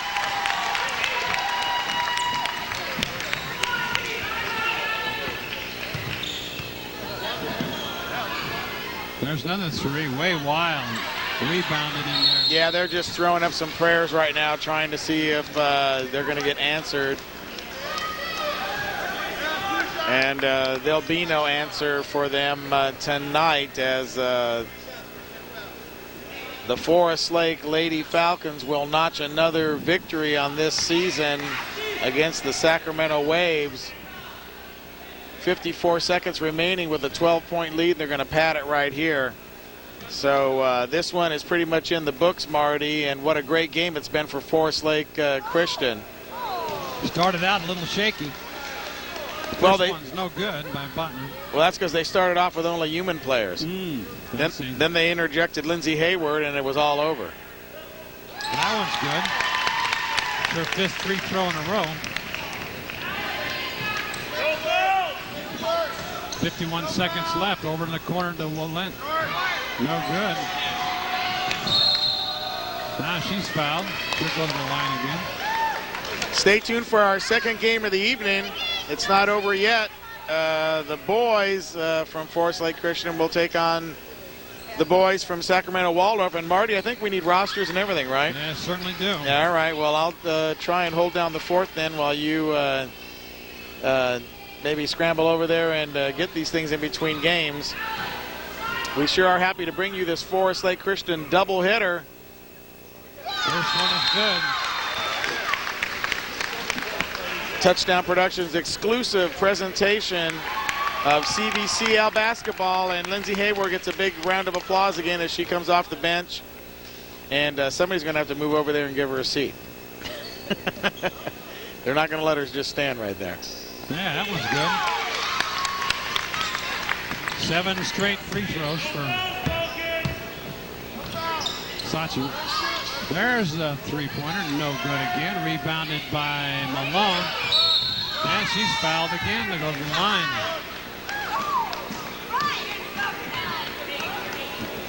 Yeah, I don't know if I agree with all this fouling, Marty. I mean, the game is in the books. You know, there is no 15-point play in basketball that you're going to get in 35 seconds. You know, play it with dignity and just you know, get out and regroup. And these two teams are gonna face each other in a few more weeks, and you know, hopefully everybody will have learned something by then and come back and play again. 57-41. Over in the corner, and it's Wave ball. Nope, now he turned it around and said it's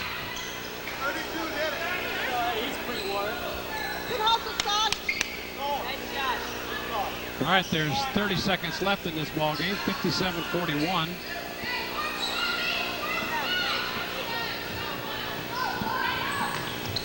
Oh, stolen away by a nice hustle by Cook. There's she's Hansen off the back of the rim. No good. She's not going to stop hustling, that's for sure. No. She's definitely showed me a lot tonight as she is just wringing wet out there. Her hair is, looks like she's been out in the rain. Who, Lou? Yeah, Lou Cook. Lou Cook. She's a player. Taking a lot of three-point shots tonight. She hit some early. So it'll be fun to see her in a few weeks when these two teams face off again. Wow, there was a sloppy play here in the last minute of the game. Going to the line now is Botner again. She's got 7 free throws in this last minute of this game. Just extending that lead out. 16 points right now.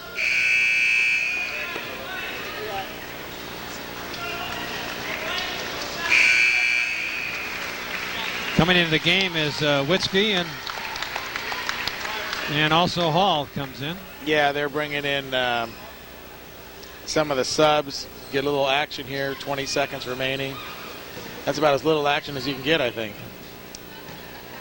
Well, every little bit helps. No question about that. No, I know. It's a big game, and you get to say you were in there against the Lady Falcons. Okay, here it is. The last 20 seconds of the game, Marty. There's a three-pointer, no good. Rebounded, Cook hustled, and she gets the jump ball call. Look at the hustle of Cook. Banging bodies in there with everybody on the floor, grabbing the ball, rolling over.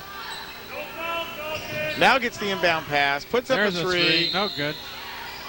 There's a push.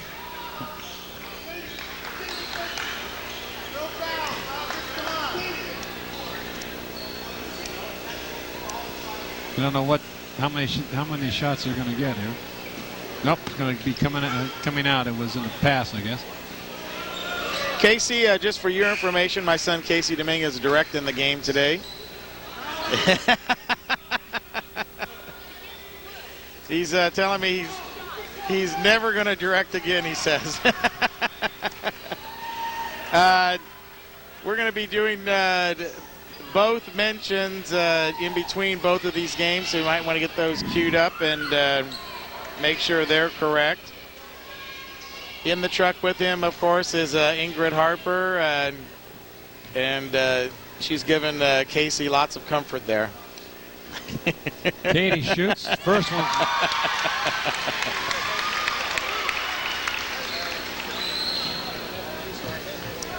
6 seconds remaining in this contest.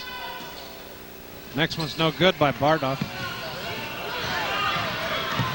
All the way down, they'll try to throw it up. No good. Rebounded. And that's the end of your game. Julie Hall gets the rebound, but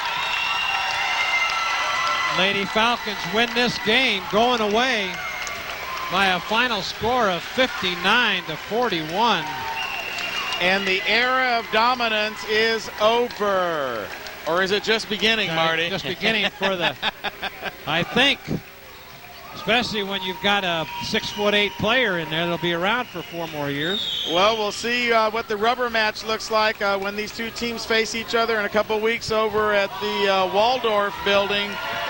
Touchdown Productions is going to have to put that on their calendar and go out to that game. But clearly tonight, the Lady Falcons picking up right where they left off, and Lindsay Hayward getting hugs all around over there. The freshman really came out and did a good job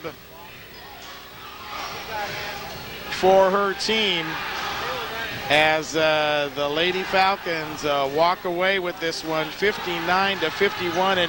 And Marty, you wouldn't have thought that this was going to happen given the first half of play when they were down by 5. No, the first period, at the end of the first period, it was 19-15, and then they just kind of stepped it up. The Lady Falcons did, and won it going away. And you can't say enough about this young freshman. No, you can't. Okay, so while you go over there and take care of some housekeeping duties. We will thank everybody that brings you the Nevada County Game of the Week. Remember the very important FCAT board meeting coming up next Thursday. If you enjoy this type of action, then please come down to Superintendent of Schools office, Terry McAteer's office, and in probably the far room is where the meeting is held. There's going to be the FCAT board meeting, and you'll be able to voice some opinion and also witness history as the board of directors of FCAT will make some very important decisions concerning our program and all independent productions in Nevada County. So, while we wait for Rob Hodges to come on over here, let's mention number one. Let's start from the top.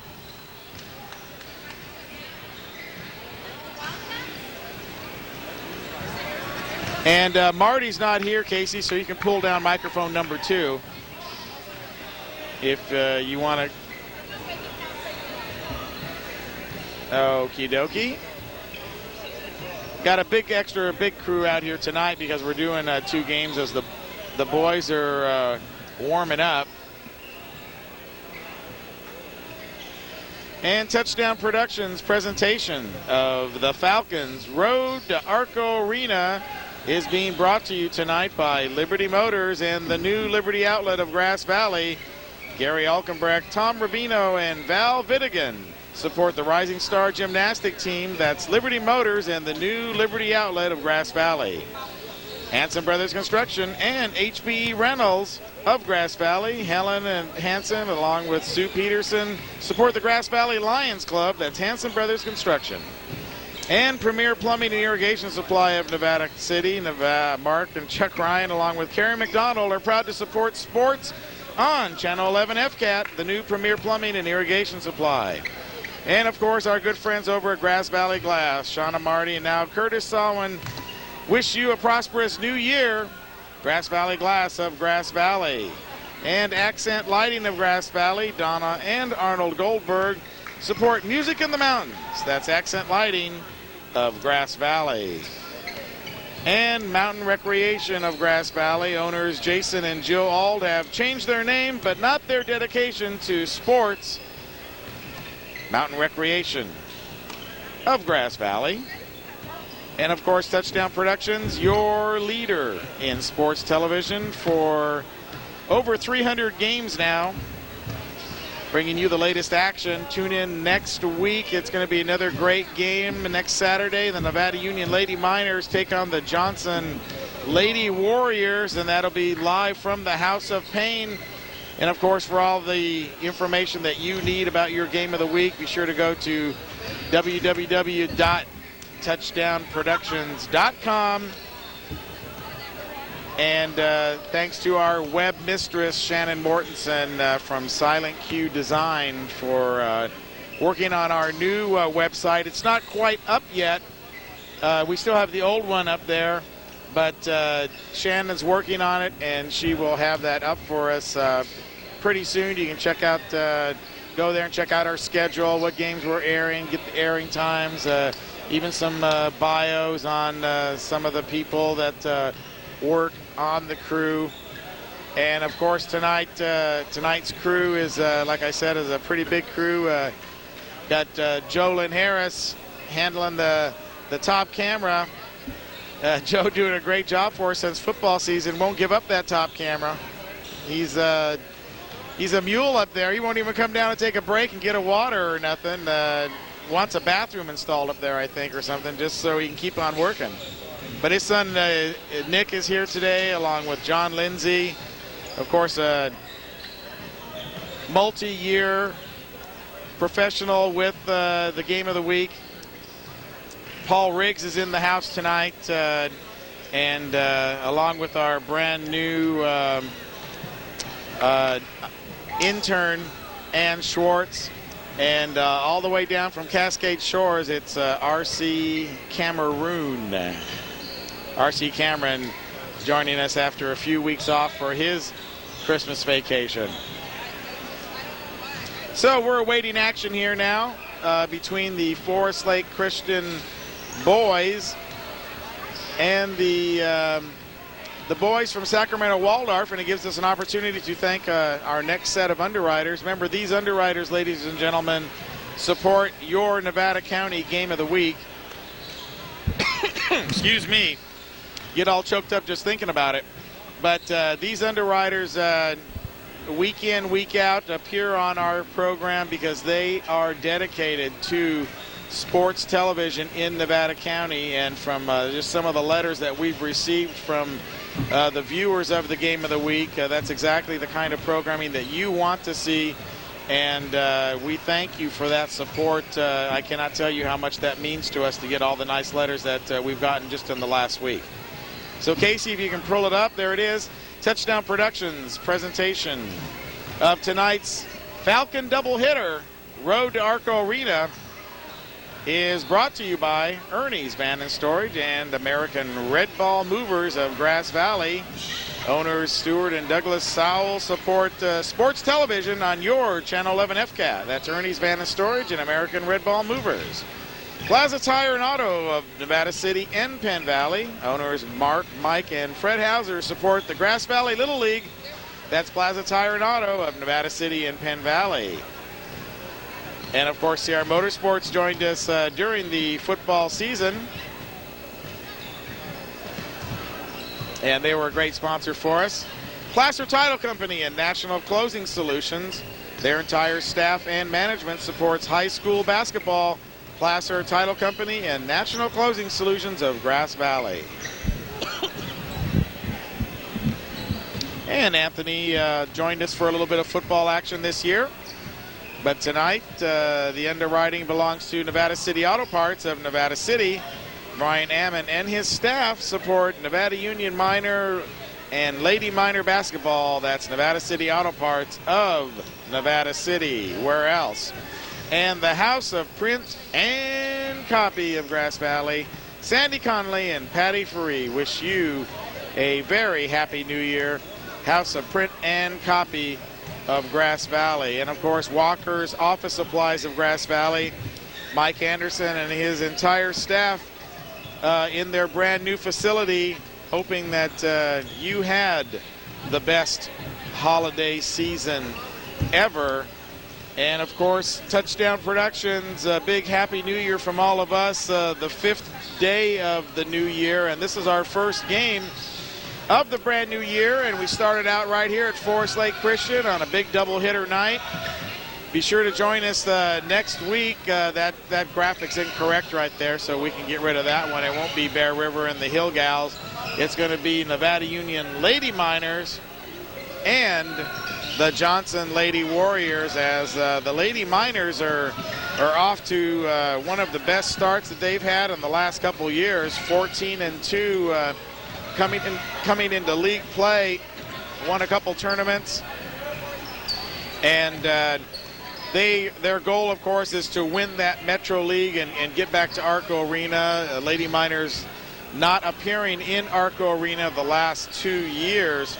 So real anxious to get back there. I talked to Stromey just the other day, and they are very, very excited over there at Minerland, the House of Pain, and we will be there next week for you, so you want to be able to tune in and see that. We were going to schedule the McClatchy game, which is one of the big powerhouses in the Metro League, but this big important meeting with the board of directors is that same night, and we had to make a decision as to what we were going to do. Go do McClatchy or go see how the board of directors was going to vote on this important issue. And excuse me, probably in the long run, the better decision is to go down and see what's going to happen with the FCAT board of directors. Because, of course, if there is no decision that independent underwriters can indeed have programming like ours, then unfortunately you will not see the Nevada County Game of the Week on FCAT any further. And of course, from your letters, we know that would be something that our viewers would not like. they like tuning in and seeing the sports. So anyway, it'll be the Lady Miners versus Johnson next Saturday, and we'll have, of course, that game for you at midnight that Saturday night, just hours after the game has been played. So we got about 4 minutes left here. Rob Hodges is right here in front of the bench, in front of our announcing table. And the boys continuing to warm up here, stretch out. This should be a pretty fast-moving game. We've seen these boys play before. They don't mess around, boy. They're taking it up and down the court very quickly. And we're about an hour and 45 minutes into our broadcast right now. So we are certainly glad that you're joining us here as we continue to bring you this double header from Forest Lake Christian High School.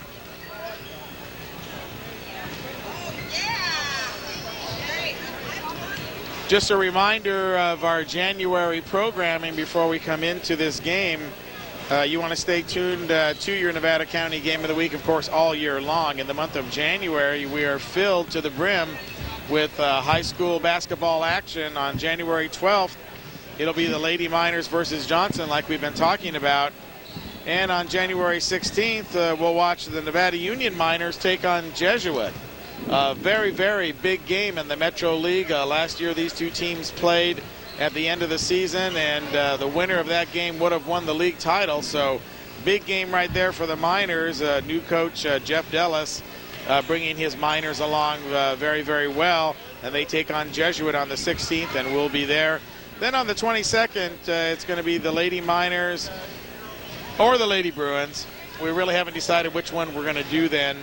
But you can believe that we'll be covering all the basketball action for you all season long, as all the roads lead to Arco Arena coming up here in this year's basketball tournament. The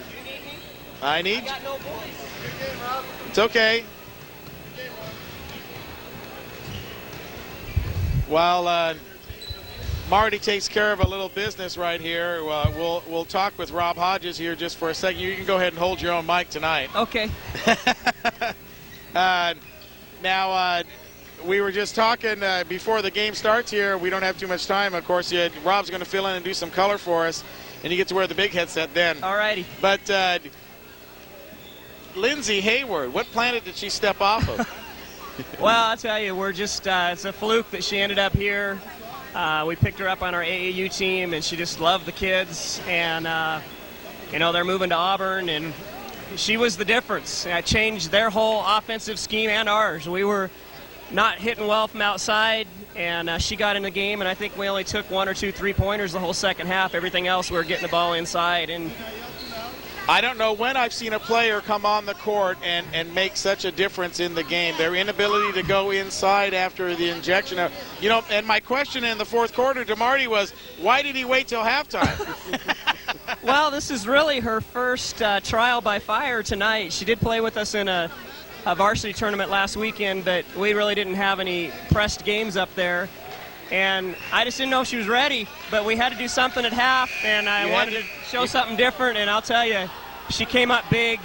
And Sashi Botner, 9 for 10 from the free throw line there in the fourth quarter, was huge too, and the best thing, they're both freshmen. Well, you got a lot to be happy, a lot to be proud with. I'll let you sit here with Marty now as you get ready for the boys, and he'll ask you some more things, and you can give us some more insight into the Lady Falcons during this game. Great, thank you. Okay, so Rob Hodges is going to slip in beside Marty right here and join him. I'm going to step aside and go relieve Casey inside the truck. This is your Nevada County Game of the Week, Forest Lake Christian doubleheader, live from Forest Lake Christian High School. I'm Gil Dominguez. Let's throw it right now to the Big M himself, Marty Mortensen. Thanks, Gil. This looks like it's going to be a battle of attrition.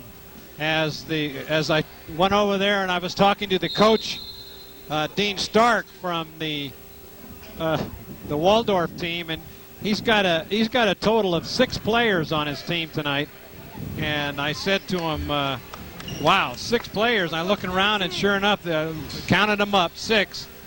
But they may be pretty good players, as they come into this ball game with a 7-5 record, 0-1 in league. assistant coach for the Waves will be Spencer Walker as we come to center court. And Rob, thank you very much for coming out and helping us out. We'll share this. I only had time to make one roster, and the boys team has got a lot more players. They could probably play 2 teams against this one. But anyway, there's the tip-off, and Belch with the ball down inside to Taylor Lawrence there, number 42. Taken away. Up the court is Zach Conley with the ball. He loses it for a minute. Good defense in there by Nate Cowing. If I pronounce the names wrong, maybe you can help me out with them. I'll do my best. Okay. All right, over in the corner is Tim Foley looking to someone to pass to. Now it's inside to Meyer. And looks like the time run out. I think we had a 5-second call. Okay, in the lane. All right, now we've bringing it up to court here is Nate Cowing. Is that how you pronounce his name? C-O-W-I-N-G. Yep, Nate is a second-year varsity player. He's a senior this year. And out in the corner to Belch. He throws it up for 3 points. It's important for James to get on track early tonight. He struggled the other night, and it'd be great to get him hitting here in the first half. All right, bringing the ball up court now is Zach Connolly. Over in the corner to Haynes. Back to Zach. Intercepted, and it was a breakaway. That was Taylor Lawrence. Goes up for the quick 2. Out over in the corner now is on the inside, taken away again by Cowing. Dishes it off to an ace foul. That was Belch. Now, was that Lawrence that made that 3 points at the start, or was it Belch? Yeah, Belch hit the three-pointer, and Taylor just hit the 2. Okay. Kind of had to hustle around here, but with doing the 2 games, it was kind of tough to get the rosters and everything else. Oh, almost. There's a over-the-top foul by Henry Meyer.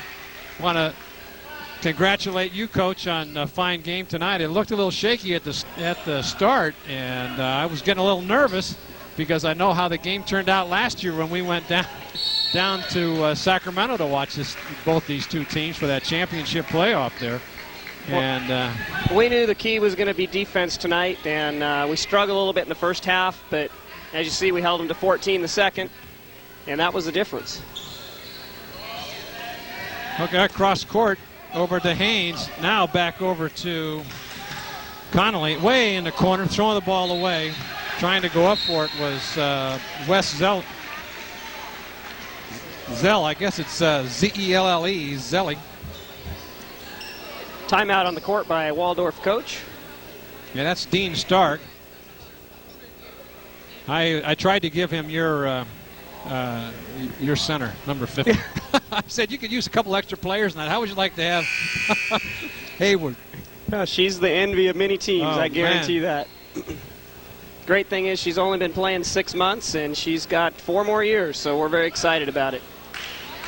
Yes, I saw that she was getting a little tired when you pulled her out that first time. She was kind of struggling a little bit. Only playing 6 months, you're kind of not in that good a shape to be playing at this level. Yep. Maybe in a freshman game, maybe, or a junior varsity. But well, she had 26 points and 11 rebounds the other night with JVs, and that's kind of why we brought her up. Oh, good. She's just destroying teams at the JV level. All right, there's a 3-pointer from outside. No good. Rebounded. Well, I guess he was fouled. Foul on Colin Harmon. Down low, his second. Yeah, it looks like they'll be substituting him. Can't be getting two fouls so early in the game. All right, still no points by the Waves. There's a 3-pointer. It's up and it's good. That was Zach Connolly.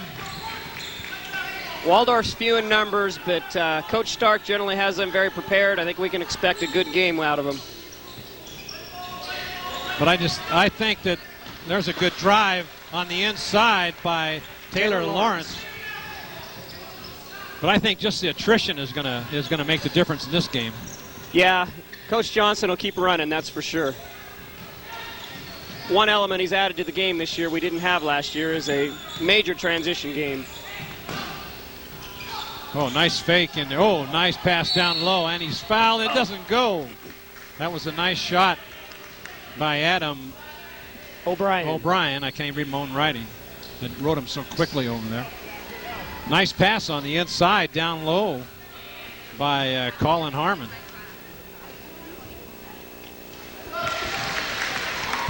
Now, I don't remember seeing Colin last year. Was he on the squad last year? Did they, or on the varsity squad? Yes, he was. He was out a good part of the year with a very severe sprain in his ankle. Oh, okay. Because I think the game we did with him, I don't remember seeing him. Yeah, he's a senior. Very good player. 1-3 throw was good. Looks like there was an offensive charge on Tim Foley. Nate Cowling doing a great job getting in front of the ball. Slowing it down a little bit now as Nate Cowling brings the ball up, trying to set something up at the top of the key. Over in the corner to Taylor Lawrence. Back out to Cowling. Inside. Oh, he'll pitch it out to Drew Van Tassel. Now it's back out to Adam O'Brien. Drives Nice the lane. drive. Oh, no good. Rebound by Drew Van Tassel.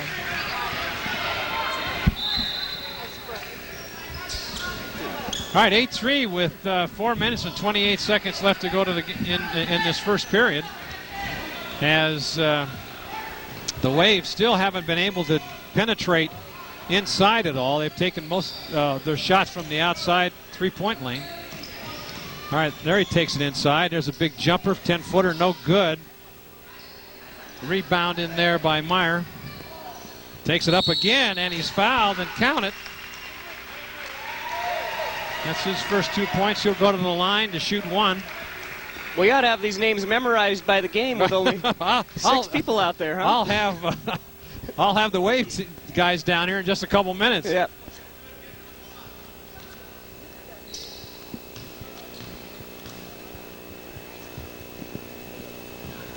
It's up, it's short, no good. Oh, it's taken away by Taylor Lawrence. Matt Boatman picking the ball up out on the perimeter. Nate Cowling bringing it up the court. Dish out to Boatman, 3-point, in and out. No good, rebounded by Meyer. They take it up the court. Oh, a pitch out over in the corner to Haynes, no good. Rebound by Lawrence. Once again, coming to the top of the key is Nate Cowling. He's trying to set something up here. O'Brien out. Oh, there's a shot in the corner. Oh, it's air ball. Air mailed it. Rebound in there by Meyer. Let's slow it up. Oh, long pass down court as Foley throws it inside. Oh, he should have taken that shot. But he made it anyway. I don't think Coach Johnson can be real happy with how we're starting out here tonight. Came out with a lot of energy. In the last 3 minutes, things have really slacked off. Falcons need to step it up on D. Yeah, the Waves have gone from an 6-0 deficit to now it's 8-7. So let's see what happens as Cowling brings the ball up, fires it out into the corner. To Belch over in the back, over in the deep corner now is Lawrence. Back out. They'll try to set something up. New play selection. Clock run down to 10 seconds. Good tight man-to-man defense by the Waves. They're going to have to throw something up here pretty soon. There's an offensive charge by James Belch.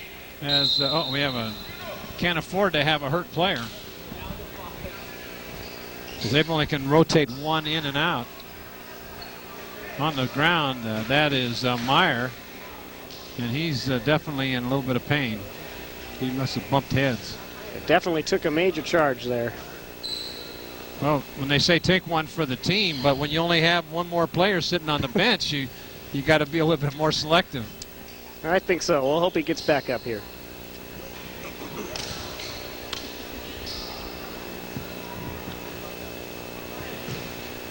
He hit the floor fairly hard, but I think he's just a little shaken up, I think. Immediately holding his head there. He's talking. Looks like he's going to sit up now. Well, he's a little dazed, no question about that. I think he'll be back. So Meyer will go to the bench.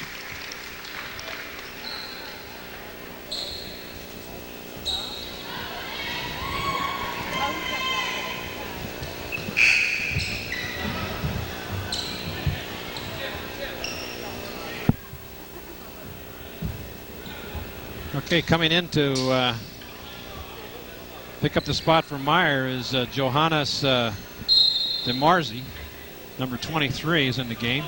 He looks like he's the shortest player on their team.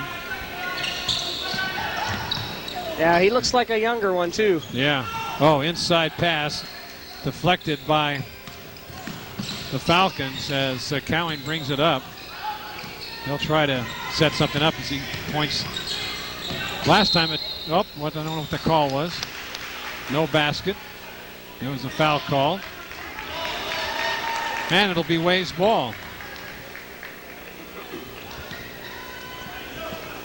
Had some interesting calls tonight. Boy, there were some. I saw you had a couple questionable ones that you were checking out. I was trying to behave, but a couple of them got a little bit out of hand. I don't know who this young lady by the name of Brooke Hodges is, but she got called for a foul that I don't think you were too happy with. No. There's a two-pointer by Tim Foley. And the Waves take the first lead of the ball game, 9-8, with 1:50 left in the first quarter. Whoa, there's a travel as his foot slipped. I think we got the wet spot there from. Yeah, they're going to come out and wipe it down now, but it's looks like after the horse got out of the barn, they're going to bring it out. Now that's the third consecutive turnover by the Falcons as Coach Johnson is kind of trying to shuffle some players in and out, trying to get a good cohesive group in there. All right, bringing the ball up court is Connolly. Down at the top of the key and over to DeMarzi. He looks for someone to throw to, and there's another foul. Offensive foul on number 5. This game has gotten a little sloppy, Coach. Yeah, neither team's taking care of the ball. Not a lot of action going on. Minute and 30 seconds left to go in this first period, and it started out in the blaze of fire, but then it just kind of slowed down here as the Falcons can't seem to get it together. Oh, inside pass to Drew Van Tassel, doesn't go. Falcons definitely on a scoring drought. They've had 2 points in the last 7 minutes. There's a shot from three-point range, no good. Rebound in there by Van Tassel. Driving the lane, all the way to the lane. Very nice as James Belch, as he took that coast to coast, brought it up and put it right in with an underhand layup. Maybe that's the spark they need here. Let's see what they can do with the last 40 seconds. Whoa, there's a block. Now the Falcons have taken the lead by a score of 10-9 with 45 seconds left to go. 5 team fouls now on the Falcons, and that's something that's plagued them all year so far is early foul trouble. Not uncommon to see them in 1-1 in the first quarter. All right, bringing the ball up is Connolly, looking over in the corner to DeMarzi. Back out to Zelli. Good defense by Lawrence. There's a jump shot. It's going to be short, air ball. 19 seconds. Cowley's going to have to set something up. He's calling for a play. Number 1.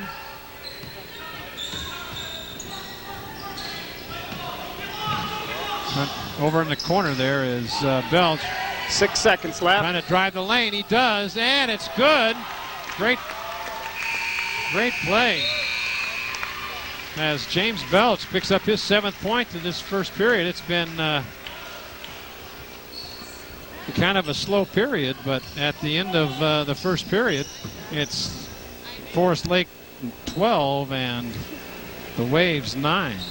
As I said earlier, very important for James Belch to get going early with Max Botner out again tonight with strep throat.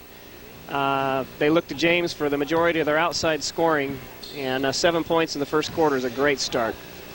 Understand some of your, we mentioned earlier in the game that a couple of your young ladies have strep throat, and so it must be going around the school, I guess. Yeah, my daughter basically was very questionable tonight, but she wanted to play a little bit. And 3 of our other girls are fighting it off. And then, of course, we got the Hoosfelds out of town. So I couldn't be more pleased with our performance with what we had tonight. Yeah, I was watching that first period. I turned to Gil and I said to him, is this the same team that scored 83 points a couple nights ago? It was kind of got off to a little shaky start there. Waldorf is no Sac Lutheran either. That's true. What do you think it was? Maybe might have been some opening night jitters or anything like that. Can you attribute that to, or just for tonight? For tonight, yeah. No, just Waldorf is a much better team defensively.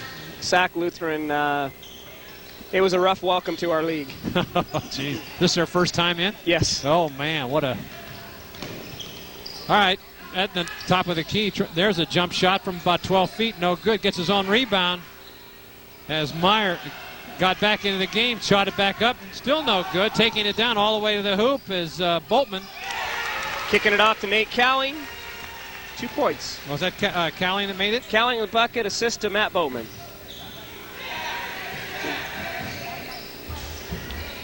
Okay, 14-9. Now they try to slow it up a little bit as Connolly calls something out inside now from the left-hand side. Oh, ball's going to go away. It's going to be stolen away by Cowling. Oh, he's fouled on his way up to the hoop. Great hustle play by Nate Cowing. That ball was tipped back court, and he was all over it. Well, you talk about good hustle. It was in that first game, that young lady on the Waves team, that Lou Cook.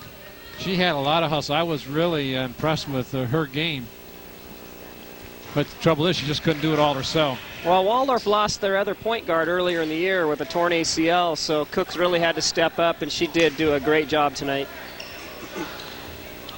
But once they were forced to go outside with their three-point shooting, it was that was the end of the end. Second one's good by Cowling. It's his third point of the night. Falcons in their half-court trap defense.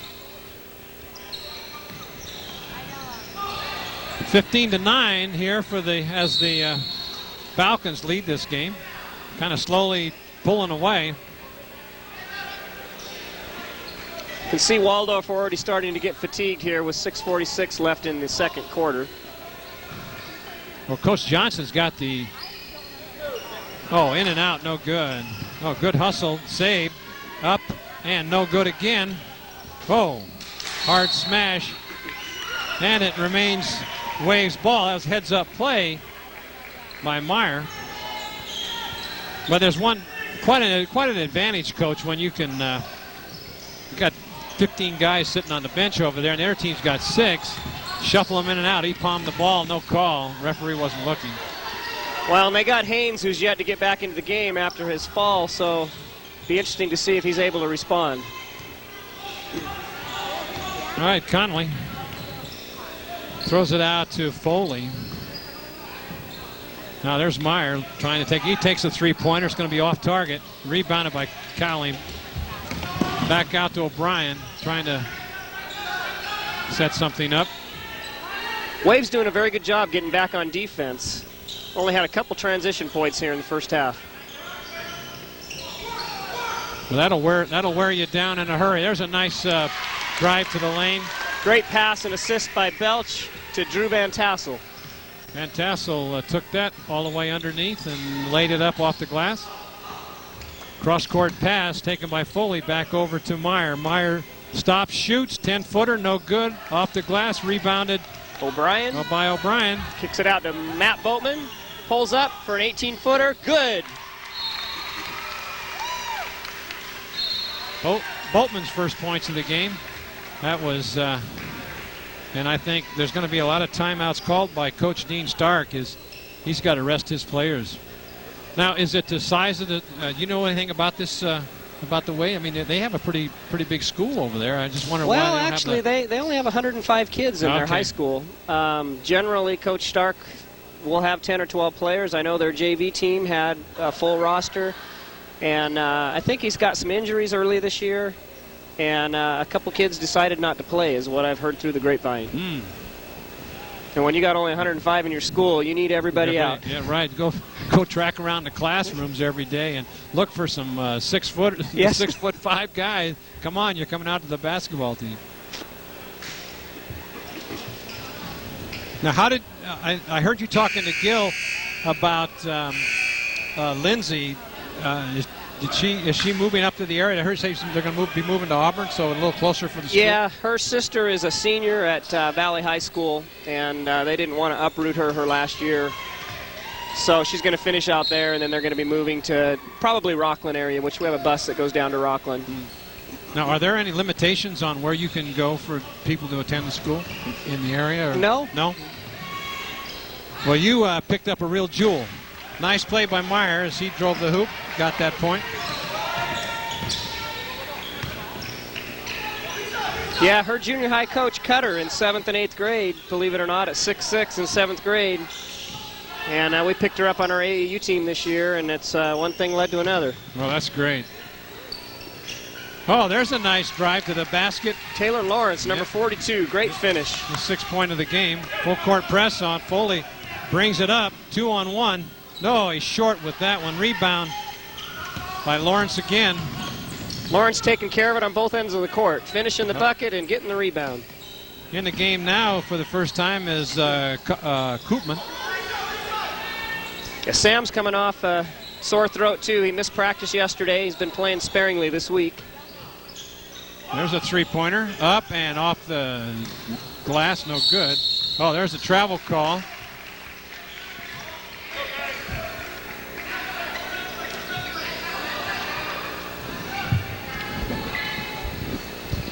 All right, full court press by Koopman. Bringing up is Connolly. Connolly behind the back, stops at the line, up, no good. Rebound Adam O'Brien, kicking it up to Sam Koopmans.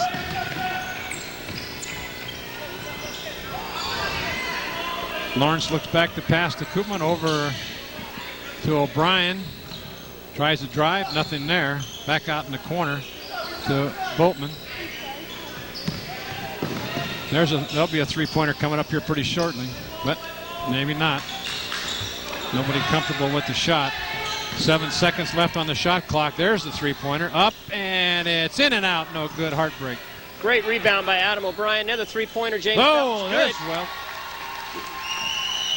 That's his second three-pointer of the game, as he's picked up his 10th point so far. There's the drive. Oh, thrown out to Meyer. Meyer for three. In and just off the glass. No good.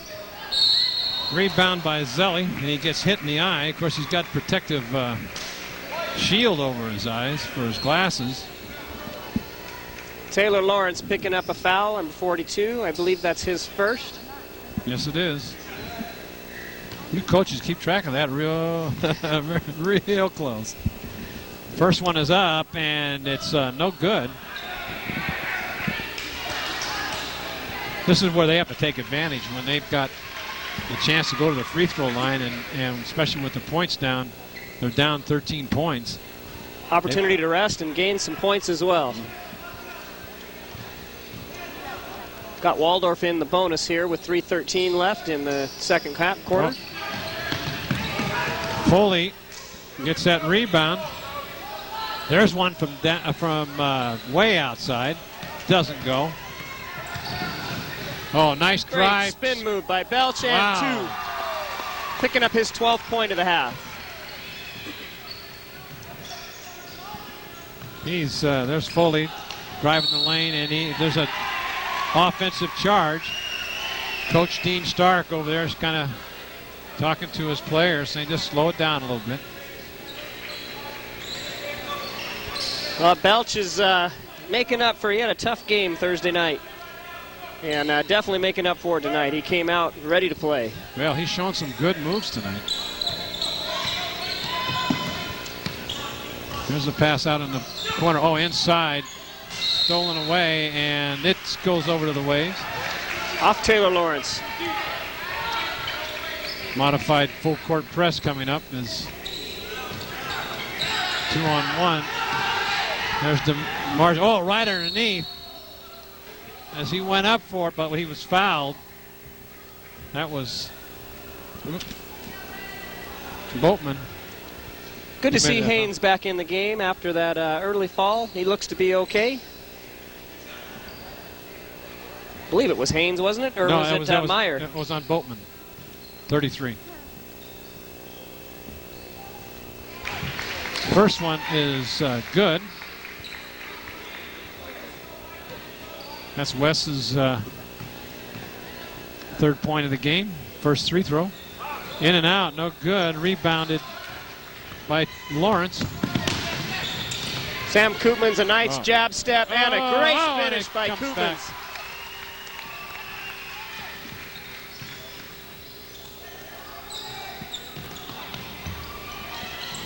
Falcons really hustling on defense, forcing the travel and a turnover. He just kind of hesitated. He wanted to take that right to the hoop, and he just hesitated just enough to where took a step, had the ball in his hand, and it was called for traveling. You cannot do those kind of turnovers, especially when you're in a position like that to pick up a quick two. Falcons definitely gaining control of the game here in the second quarter. No good by Taylor Lawrence. And it's over in the corner. And there's a three up. Gee, they just can't buy one. Off the rim. Cowing brings it up. Little spin move. Almost loses the ball. Passes it out for another three. By Belch, no good. Rebound by Connolly. Oh. And there was a foul, and it goes in. As Zach Connolly. Little backward flip on that, and he in the process was fouled, and the ball rolled in around the rim and went in for 2 points. Got to make chance to make it a three-point play. But this game is kind of getting away from him with 1 minute and 31 seconds left to go in the half. Making his first entry into the game is junior number 4, Jared Foray, coming in for Nate Cowing. Rebound by Van Tassel.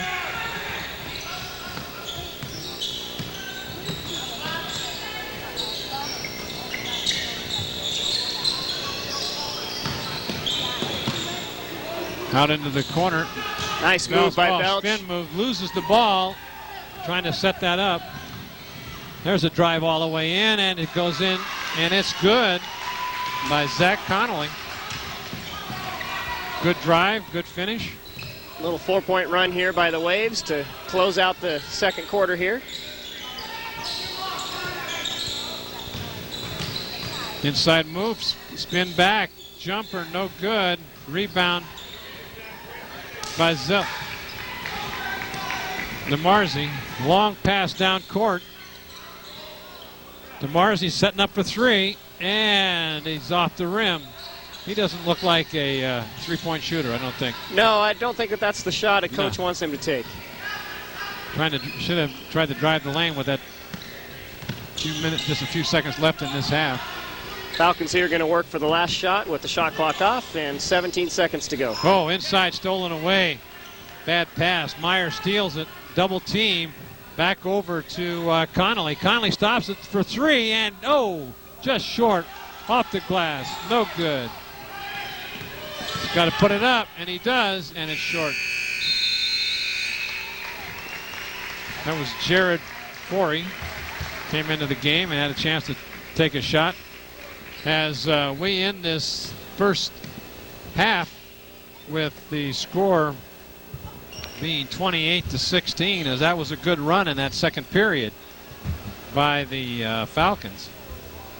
I don't think that's quite how he wanted to close that second quarter there, but still have a 12-point lead as we go into the break.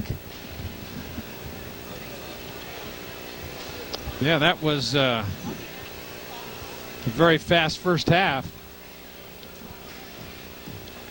Well, I can't believe that the crowd participation of the local area fans from both the Lake of the Pines community up here and also the folks from Sacramento drove all the way up here in the rain, and they had a big crowd. Big game. That Waldorf Forest Lake girls game is a big rivalry. All right, your Nevada County Game of the Week. Touchdown Productions presents the Lady Falcons Road to Arco Arena and is brought to you by Liberty Motors and the new Liberty Outlet of Grass Valley. Gary Alkenbrack, Tom Rubino, and Val Binnigan support the Rising Star Gymnastic Team. It's Liberty Motors and new Liberty Outlet of Grass Valley.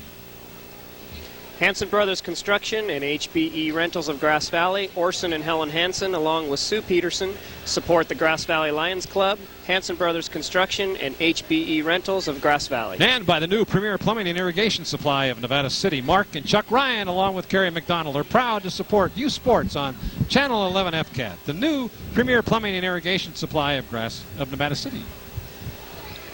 Grass Valley Glass of Grass Valley. Shauna, Marty, and now Curtis Sawin wish you a prosperous new year. Grass Valley Glass of Grass Valley. And by Accent Lighting of Grass Valley, Donna and Arnold Goldberg support music in the mountains. It's Accent Lighting of Grass Valley.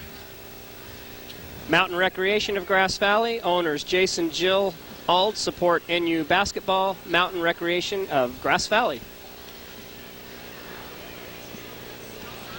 And by Touchdown Productions, Nevada County's leader in sports television. And don't forget to join us next week on the Nevada County Game of the Week as we visit the House of Pain to watch the Lady Miners take on the Hiram Johnson Warriors. The Lady Miners are off to their best start in a couple of years, and their goal is to win the Metro League and get back to Arco Arena. So don't miss our first Metro League telecast of the year. It's the Lady Miners versus Johnson, exclusively on your Nevada County Game of the Week. And for a complete listing of games, broadcast times, and other information, visit our website. It's www.touchdownproductions.com. Rolling on Nevada County sports since 1997. All right, we're at halftime now as the Forest Lake Christian boys come out here a little slow at the start, but they finished off in a pretty good run of scoring, pulling away by picking up 16 points to the Waves only 7 points in that second period, and they come at halftime with a 28 to 16 point lead. So I think this was probably, it looked a little iffy there at the beginning of the start of the game, but I think now it's I think it's going to be a pull away, especially with the depth of the Forest Lake team versus only 6 players on the Wave squad. Yeah, I think you can expect Coach Johnson to continue running the second half, and I don't see any way for 6 to keep up with the 13 that he's got on the bench over there. Well, I see Gil has come up to join us here with his jacket on. Is it still raining outside? No, actually the weather is, I don't know if it's cleared up, but at least it's stopped. And so that's a big thing for us because, as you know, the commander leaks like a sieve. And we were, matter of fact, when we were getting set up, there was so much condensation in there that it felt like we were in a submarine, you know, with things leaking all over and everything, and the tape machines didn't want to work, and the heads were wet, and it's just a mess, and we don't like the winter months in the Commander, I'm telling you. Well, I tell you one thing, you're going to have to call the sod gardener to come out and replace all that sod you tore up on your backing up into getting the truck in place. That's true. I've already made my apologies to Mr. Schulerman as he comes walking across the gym right now. One of the first things I did was go up there and tell him, boy, you know, I sure am sorry I ripped up all your grass there. I don't think he was laughing, though, Gil. Well, no, I don't think he was, but fortunately he said he'd cover it on me this time. But that ground is just really, really wet out there, and where we parked the Commander right outside the gymnasium here, the walkway. I think what they're going to have to do is they're going to have to widen it for us there, Rob, in order to get the Commander up inside there. Well, if you guys keep promising to come back, I'll see what I can do. Well, you already put in the big skybox for us. And that's been a big help. We got Jolyn Harris up there in the skybox tonight. Really nice asset. And And I was talking to Coach Strom, actually, about your program when we were at the Lady Minor practice last week. And he was talking about how he doesn't know how long you guys are going to be able to stay in Division 5. You guys keep winning big like this. Is that a real concern? Are they going to make you move up if you win so many titles, or how does that work? Well, basically you can't move up if your attendance is below 300. My goal would be to go D1. I would like to do that right now.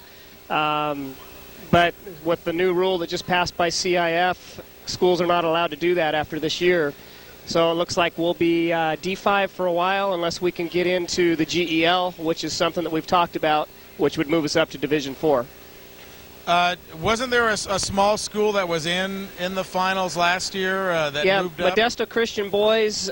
This is the last year that teams can play up in divisions. That's right, the Modesto Christian Boys, and they had a terrific run until they got beat by Mater Dei, I think, in the state final. So that was they were the big team. Remember that, Marty, last year? They were the giant team, the Giant Killers. Yep, they're back very strong again this year. I believe they're ranked 7 in the state in Division 1, and not quite as successful as they were last year, but still leading the way for small schools being able to compete at the top level. Well, you're only going to have so many storybook seasons like that, and certainly that was a storybook season for them. I think at the end of your game I mentioned to Marty that, the dynasty has ended for Waldorf, and or has it begun for the Lady Falcons? And, one dynasty ending is another dynasty beginning, and the heights that you've been able to, no pun intended, take the Falcons to new heights. It's just really something nice to see for the community. This community loves basketball. And, of course, I know I was kidding you on the phone the other day that you got a basketball under your pillow. Yeah. But, just really nice to see how you've taken this program and how everybody has responded to it. Well, we truly believe that our best years are yet to come. We definitely are a stronger team this year than last year, and we're a younger team this year than we were last year. We have some very, very talented freshmen still on the JV team. We have a group of 8th graders coming up that have been playing at the national level. You did their video last year at the Sparks AAU. Right. So we truly believe that our best years are yet to come. Well, that's scary because the way you handled the Waves tonight, we're going to have to go down for that rematch down at Waveland down there in Sacramento. It was convincing. I think that's the only word that you can use, Marty, is that they were convincing tonight in that victory. Well, we talked about it before the game. We knew the key coming in tonight was going to be defense. Teams have not been able to keep us from scoring. I think we ended up with 59 tonight, which is 16 below our average, but defense we knew was going to be the key, and a little questionable there the first half. We struggled a little bit, but answered the bell the second half and held them to 14, and you're going to win a lot of ball games holding teams to 14 points and a half. Well, last game you held the whole team to 13 in the whole game, so. Yes. Yeah, but they weren't the quality of. No, that's what I was They telling weren't Marty. Sac Waldorf. No, they weren't. Sure. But I think we have time here just to thank our second group of mentions. Casey, you want to get that up on the screen for us?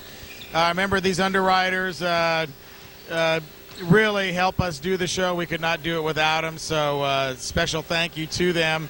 And, of course, your Touchdown Productions presentation of the Falcons Road to Arco Arena is brought to you by, who are they brought to you by? Ernie's Van and Storage and American Red Ball Movers of Grass Valley.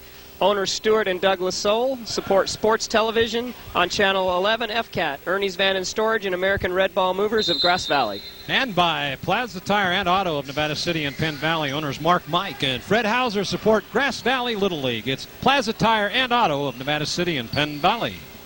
Placer Title Company and National Closing Solutions. Their entire staff and management support high school basketball. Placer Title Company and National Closing Solutions of Grass Valley. And by Nevada City Auto Parts of Nevada City. Byron Ammon and his entire staff support Nevada Union Minor and Lady Minor basketball. Nevada City Auto Parts of Nevada City. The House of Print and Copy of Grass Valley. Owners Sandy Conley and Patty Ferry wish you a Happy New Year. The House of Print and Copy of Grass Valley. And by Walker's Office Supplies of Grass Valley, owners Mike Anderson and his staff are hoping you have the best holiday season ever. It's Walker's Office Supplies of Grass Valley. And by Touchdown Productions, wishing you a very happy new year as we kick off this basketball season for our local area. We've got coming up, don't forget, next week, the Nevada Union Lady Miners take on the Johnson Lady Warriors. That'll be an exciting game as we continue giving you all the best sports in the local area. All right, inside pass. Oh, it's stolen away by Connolly. That first basket was made by Colin Harmon, number 52. And a quick 2 points up the court there, Taylor Lawrence. Taylor's got 8 points for tonight's game. There's a pull-up jumper by Tim Foley is good for 2. That gives him 4 for the night. I think the big difference in this game so far has been James Belch, who has picked up 12 points in that first half, Coach. Well, he's definitely been a spark on both ends of the court. He's so fast getting up the court. And great passes, too. All right, with 6:34 left to go in this third period, it's the Falcons 32 and the Waves 18. All right, inside to Harmon. Oh, he throws it on a lead pass. Oh, great move. Bounce tip and points by Lawrence Taylor. Or Taylor Lawrence. Got the wrong sport. All right, drive to the basket, no good. In there by Wes Zelli. Oh, backward pass and inside move. All ball block. Taken away. Great. Oh, he's going to. Oh, there's a charge. And that's right. He was set. Well, I don't think Waldorf wants to turn this into a track meet. And No, so they far, don't. that's what it's looking like here at the beginning of the third quarter. That's the second time tonight that Wes has got the ball and he's hesitated on his move to the basket, and that's cost him. It was he drew a charge the first time, and that time he caused the charge. I think once you get that ball, you got to take it and just go with it. Absolutely. Don't hesitate. All right, Harmon with a pass out in the flat, way over in the corner to Cowing. There's a 3. Oh, that was kind of a pass, I think. Well, I think they tried to set up an alley-oop there to Colin. They've tried that a couple times this year. There's a short jumper by Henry Meyer as he comes up big. 34-20. Now, one thing Coach Johnson has brought this year in his first year is a much more flashy style of basketball, and the kids are really having fun playing. There's a little flat shot there, rebounded by, and he's forced out of bounds. Let's see what the others. There was a foul called on Taylor Lawrence as he pushed off. Yeah, that was kind of flashy, little backward pass. They actually practice those passes in practice. Coach Johnson was a very good point guard himself and has brought a lot of those skills here to the guards at Forest Lake this year. Well, that's good. It adds a lot of color to the game, and if you can pull them off, and nothing looks better than that. Absolutely. All right, once again, he hesitated, and the ball gets batted away. I think that's something he's going to have to work on.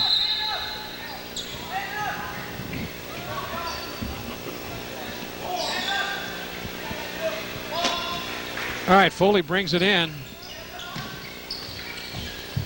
Try to take the shot. Now he drove the lane that time, and he gets it. He did not hesitate that time, Coach, and took it all the way to the hoop. Got the basket and got the foul. That's Colin Harmon's third foul. He's going to be out riding the pines again here very shortly if he can't afford to pull a big man out like that. That one's in and out, no good. Yeah, he spent 12 minutes of the first half on the bench and picked up his third here with 4:52 to go in the third quarter. Looks like Coach Johnson's going to leave him in for a little bit. Nice screen by Colin. And it's rebounded in there by Boatman. And Cowling takes it to the net. Yeah, off the back of the rim, gets his own rebound back out to Sam Koopmans. Back up to Nate Cowling, setting the offense again. Drew Van Tassel driving and dishing to Sam Koopmans for three. No good. Rebound in there by Haynes. Cross court to Foley. Back all the way over to Zelli. There's a shot off the rim, no good. Rebound by Boatman. Whoa, hits his own man as he wasn't looking. Van Tassel. Boy, they're having a tough time finding the basket. Good hustle by Connolly. Coach Johnson's got his 2 big guys in for the first time tonight, so it looks like they're trying something different here on offense. They generally run a single post offense, and looking with 2 here. Oh, inside pass, good. Nice reverse layup by Boatman. Assist to Harmon.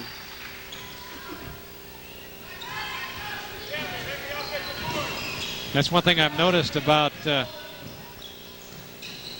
Harmon. He definitely can pass that ball. Absolutely. Got guard skills and 6'5". You like to have that. Yep, and there's a travel on Van Tassel. I didn't have enough time to get the height. So Harmon is 6'5". 6'5", and Van Tassel is 6'4".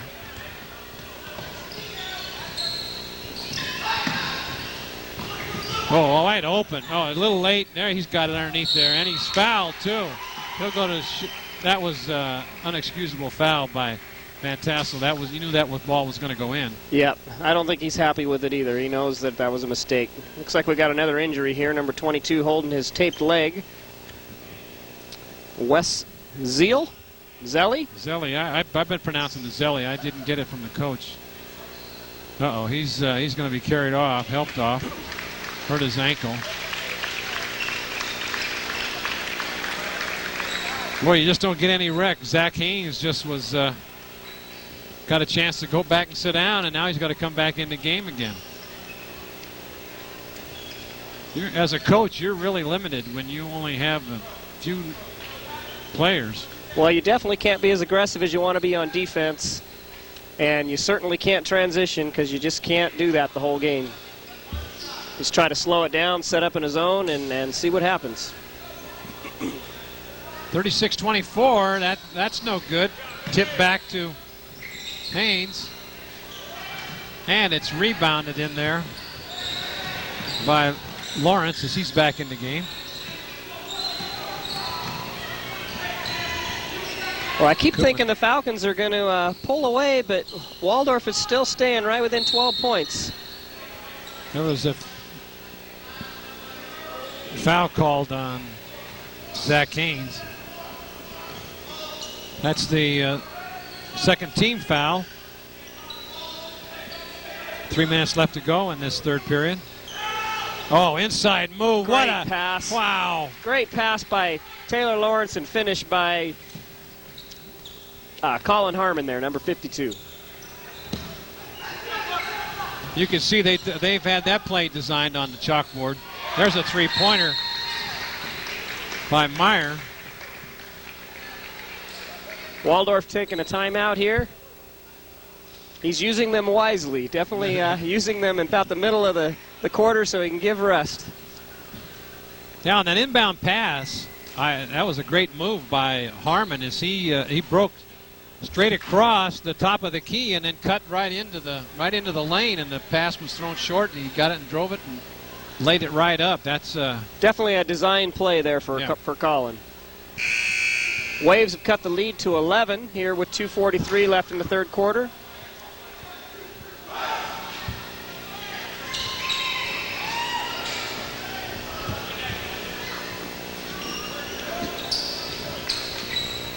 Well, there's advantages and disadvantages of having a full 15-man squad. But the advantage is you can relieve players, but the disadvantage is a lot of guys are going to sit on the bench for a long time. Yeah, he's got a lot of juniors over there, and they got another year. They'll get a lot of playing time next year. All right, Belch is back out to that's Koopman. Trying to get some double teamed in. Oh, it's inside pass. No good. Save. Brought back in. And Haynes has got it. Whoa, look out. There's a, oh, off the glass. And the Waves cutting the lead to single digits here. 9-point lead with 2:04 left in the third quarter. Tim Foley on that drive down the middle. Harmon trying to set something up. Oh, inside move. Nice, nice. Great shot by Matt Boatman. Going up and over.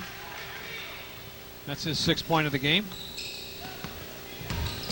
Double team. Cross-court pass. Taking it, throws it out in the corner, and it's in and out for 3. No good. Rebound. Long pass down court. Boatman again up. And no good. Rebound by Meyer.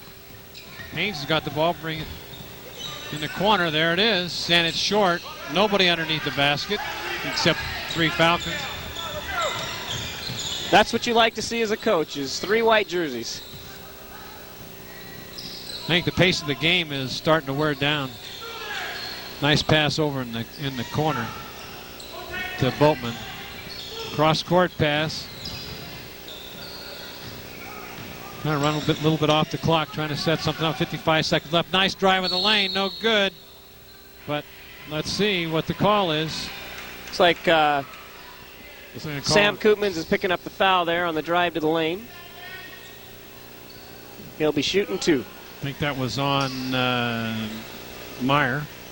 It was his 3rd foul. What happens if you two players foul out and you only have a total of 6? You got to play with 4? Well, we actually had that happen to our girls team up in the championship game at Liberty. We played a team with 6 players, and they actually had 3 foul out, and they finished the last minute with 3. Oh my goodness. That's like a power play in hockey. Yeah. Of course, you didn't take advantage of any of that, though, did you? No, we dropped back into a zone and just ran the clock out. Oh, okay. Don't add insult to injury. No, we were up 25 when it happened, so we just kind of let the clock run out. But that's the first time I've ever seen that. I've seen a team play with 4, but never 3. That one's good. It's Koopman's first point of the second half. Nate Cowling subbing in for Sam Koopmans. He's getting real limited time tonight as he's still recovering from sickness. Now, is he normally a starter? Him and Nate kind of alternate at the point position. Inside pass. Oh, he traveled. That's too bad because he started a good move. Fans are a little disgruntled for the Waves.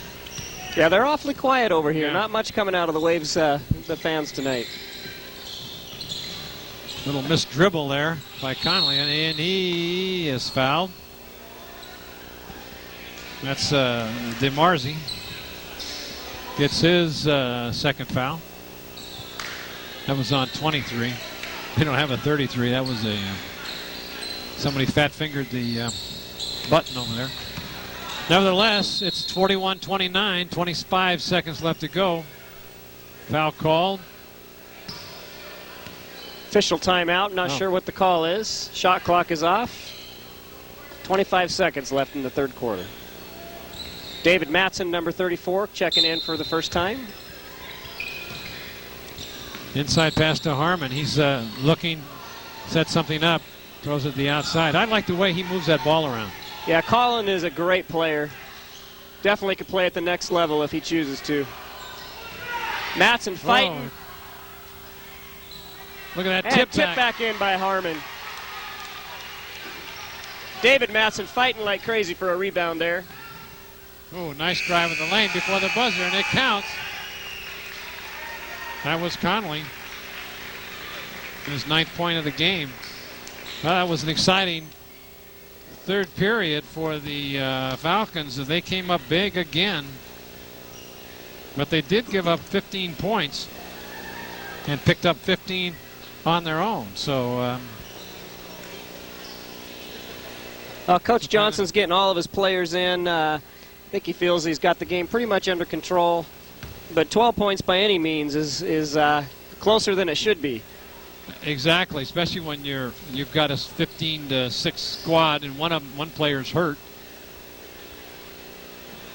Referees for tonight's game doing the boys and the girls tonight. I know that you weren't happy on a couple of their calls, but I'll mention their names again. We've got Kevin Brialt and Dave Goltz doing a fine job out here tonight as they've come up here to do the games. Got to hand it to everybody to come out on a night like this as the weather turns sour. Yeah, especially on a Saturday. It's very pleased with our turnout tonight. Yeah, I think the girls mount a much bigger crowd than the boys do. How do you feel about that, Coach? Well, the rivalry for the boys is victory, so it'll be the reverse come victory game. Okay. Yeah, Waldorf and Forest Lake boys isn't a big rivalry. We generally win that game.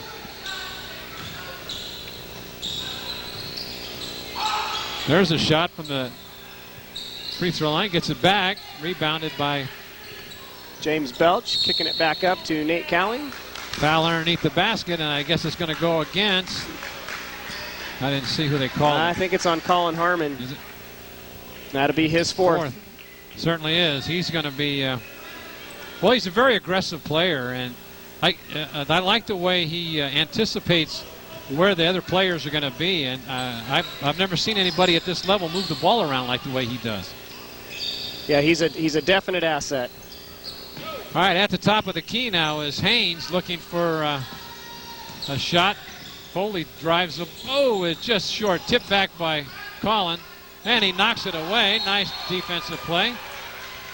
He's doing it all tonight. He's just the only problem is he can't get any playing time because he's got the fouls. And here comes his replacement coming into the game is Van Tassel. So sometimes aggressiveness can do you in. Can keep you out of the game. Nate Cowling harassing the ball up at the top of the key. Oh, nice move on the inside. Throws it back out to Foley. Inside again. And there's a jumper and off the rim. Great box out. Adam O'Brien kicking it up the court, looking for someone to release to.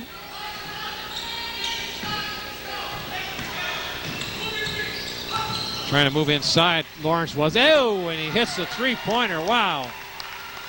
Taylor's got a great three-point shot. He just doesn't get to use it a lot because he's down low most of the time. Well, he definitely looks good from that three-point line. All right, out at the top of the key is Connolly. Back over to Haynes. Haynes still without any points tonight. Oh, there's a nice shot. Great transition, and Adam O'Brien finishing with a 15-footer. Foley drives the lane, loses the ball. It's going to go up as a jump. No, he saves it. Breakaway. Here's a layup coming. And he missed it. Wow. No foul called. Van Tassel. Looks like we got a foul on number 23. His second. Falcons ball, baseline.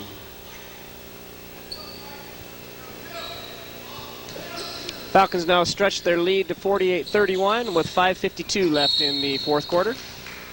There's the foul call. This game has really slowed up.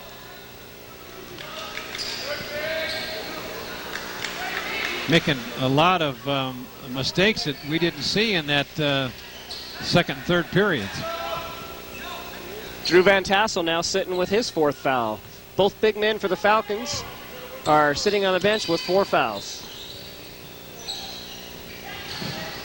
Inside by Meyer, short, and someone's fouled underneath there. Well, that foul is on Lawrence.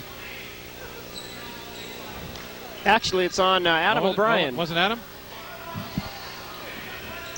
That's the 6th team foul. Next one to be shooting 1-1. Yeah, you're right. That was 20. I saw the 2, and I thought it was a 4 going up in front of it. Another foul. Well, I think we had 1 tick of the clock off between fouls there. And that's going to put Waldorf on the line, shooting 1-1.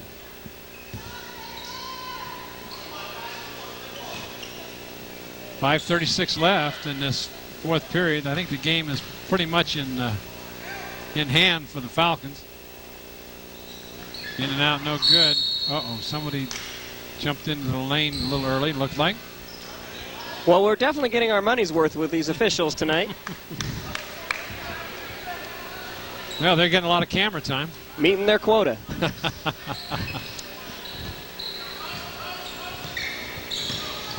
Dean Stark, coach over there, with his hands on his hips.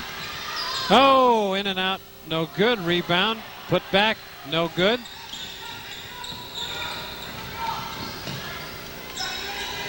Conley brings it up. There's a three, and no good. Rebound by Belch.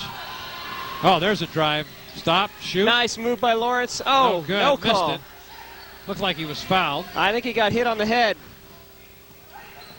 Marzi driving the lane. Tip up, no good. Tip back, and it's Waves ball. I'll tell you, the guy that's getting the most action tonight is the guy with the mop. he's wiping up a lot of perspiration out there as he's. Well, we got a lot of condensation in this building. When it's raining and we have a good-sized crowd, we tend to get a lot of drips from the ceiling. This gym's about 30 years old. There's a shot on a fadeaway jumper for. That was good. Was it for two? 2-point shot, yeah, cutting the lead to 15. And timeout called by Coach Johnson. 4:56 left to go in this fourth period. 48-33 is your score. 15-point lead, the biggest lead in the game right now for the Falcon boys.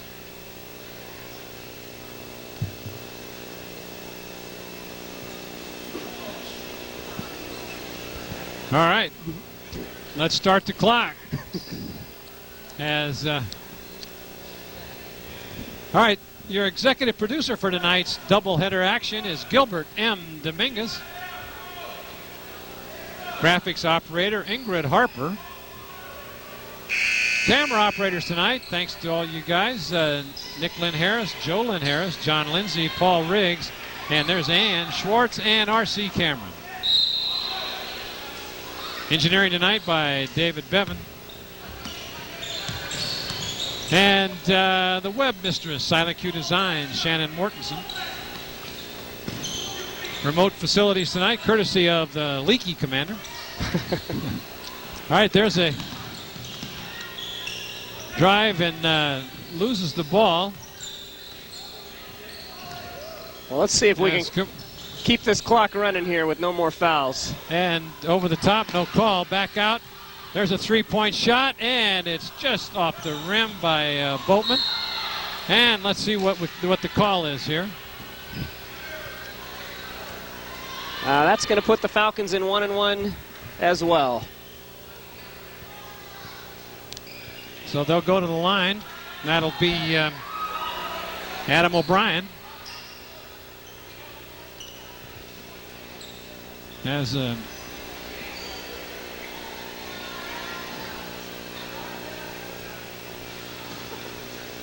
ceiling continues to drip a little condensation, and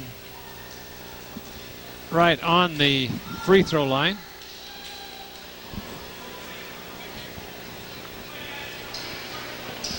Game is definitely slowing down to a snail's pace here in the fourth quarter. First one is up, and it's no good. Tipped back by Harmon. He's back in the game, and it was no good. There's a three-point shot. It's up off the back. No good. Gets his own rebound. Takes it up. Drives. No good again. Boy, I can't believe that they just cannot find the inside of that hoop. There's the ball off the glass. Nice play. Matt Boatman. All right. There's a drive by, nice shot by Foley.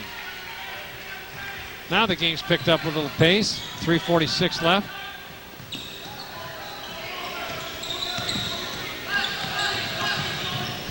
Koopman passes into Harmon. Harmon looking for someone to dish it off to. And he trailing. Stolen away. Breakaway. This could be DeMarzi's first points of the game, and he doesn't make it. Oh, he's unhappy. Cannot finish. Belch There's for three. a three. Oh, and it's blocked in midair. recovered by Connolly. Long pass. Oh, there's a foul. Wow. Harmon came over, and that'll be his 5th foul. He knew it. Yeah, He just saw it couldn't coming. stop. There's your announcers for tonight's game. This has been Marty Mortensen along with Gilbert Dominguez filling in on the girls' game, and Rob Hodges, coach of the Lady Falcons, graciously came out to help us in this game. I appreciate that. He knows all the plays. He knows the players, and we want to thank you very much, Rob, for giving us all this insight. We appreciate you coming on board and giving us a hand. Well, I have a good time. This is a lot of fun. All right, first shot, no good. Oh, on the line, that ball will go over to the Waves.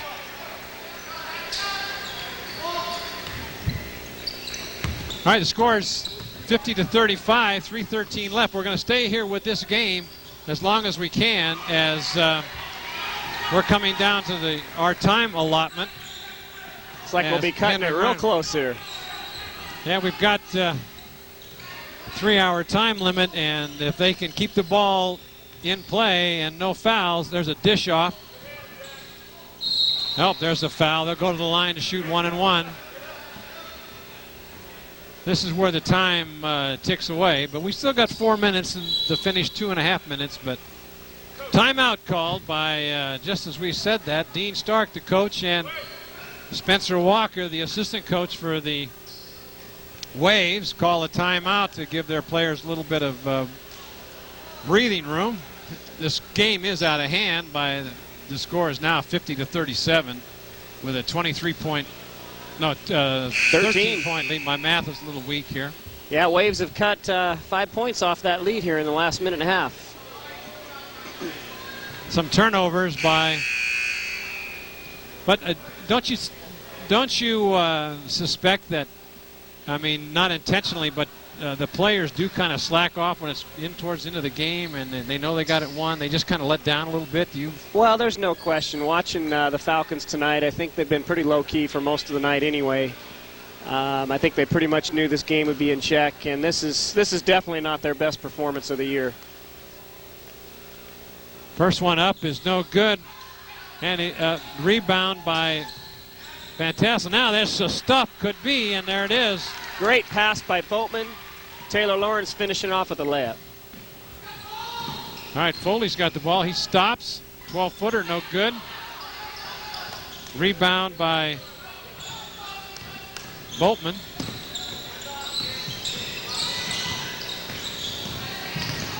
Oh, there's a foul. He reached in.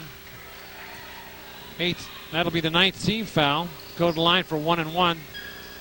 Well, we are officially not going to be able to finish the game here. We got 2:23 left on the game clock. Well, I think it's a foregone conclusion. We'll stay within our time parameters. We've really enjoyed bringing you this game, and once again, I'd like to thank Rob Hodges for coming over and helping us out. Appreciate that. Fadeaway jumper, no good, off the glass. Back out to O'Brien. Bryan passes in the corner, inside pass to Van Tassel, and it's Feast fouled. He'll go to the line for 1-1. 52-37 your score. And that's Taylor Lawrence at the line.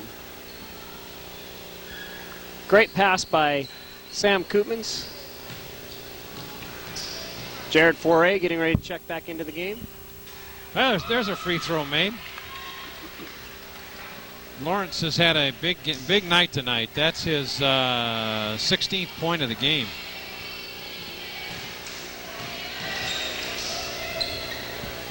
All right, as we this miss, rebound by Boltman, back out to Koopman. As we just about wind this game down on our allotted time, we appreciate you all staying with us, as all Falcon squads tonight have put on some very good games tonight. And as we close down this game, we'll see you next week at Nevada Union. So good night, everybody.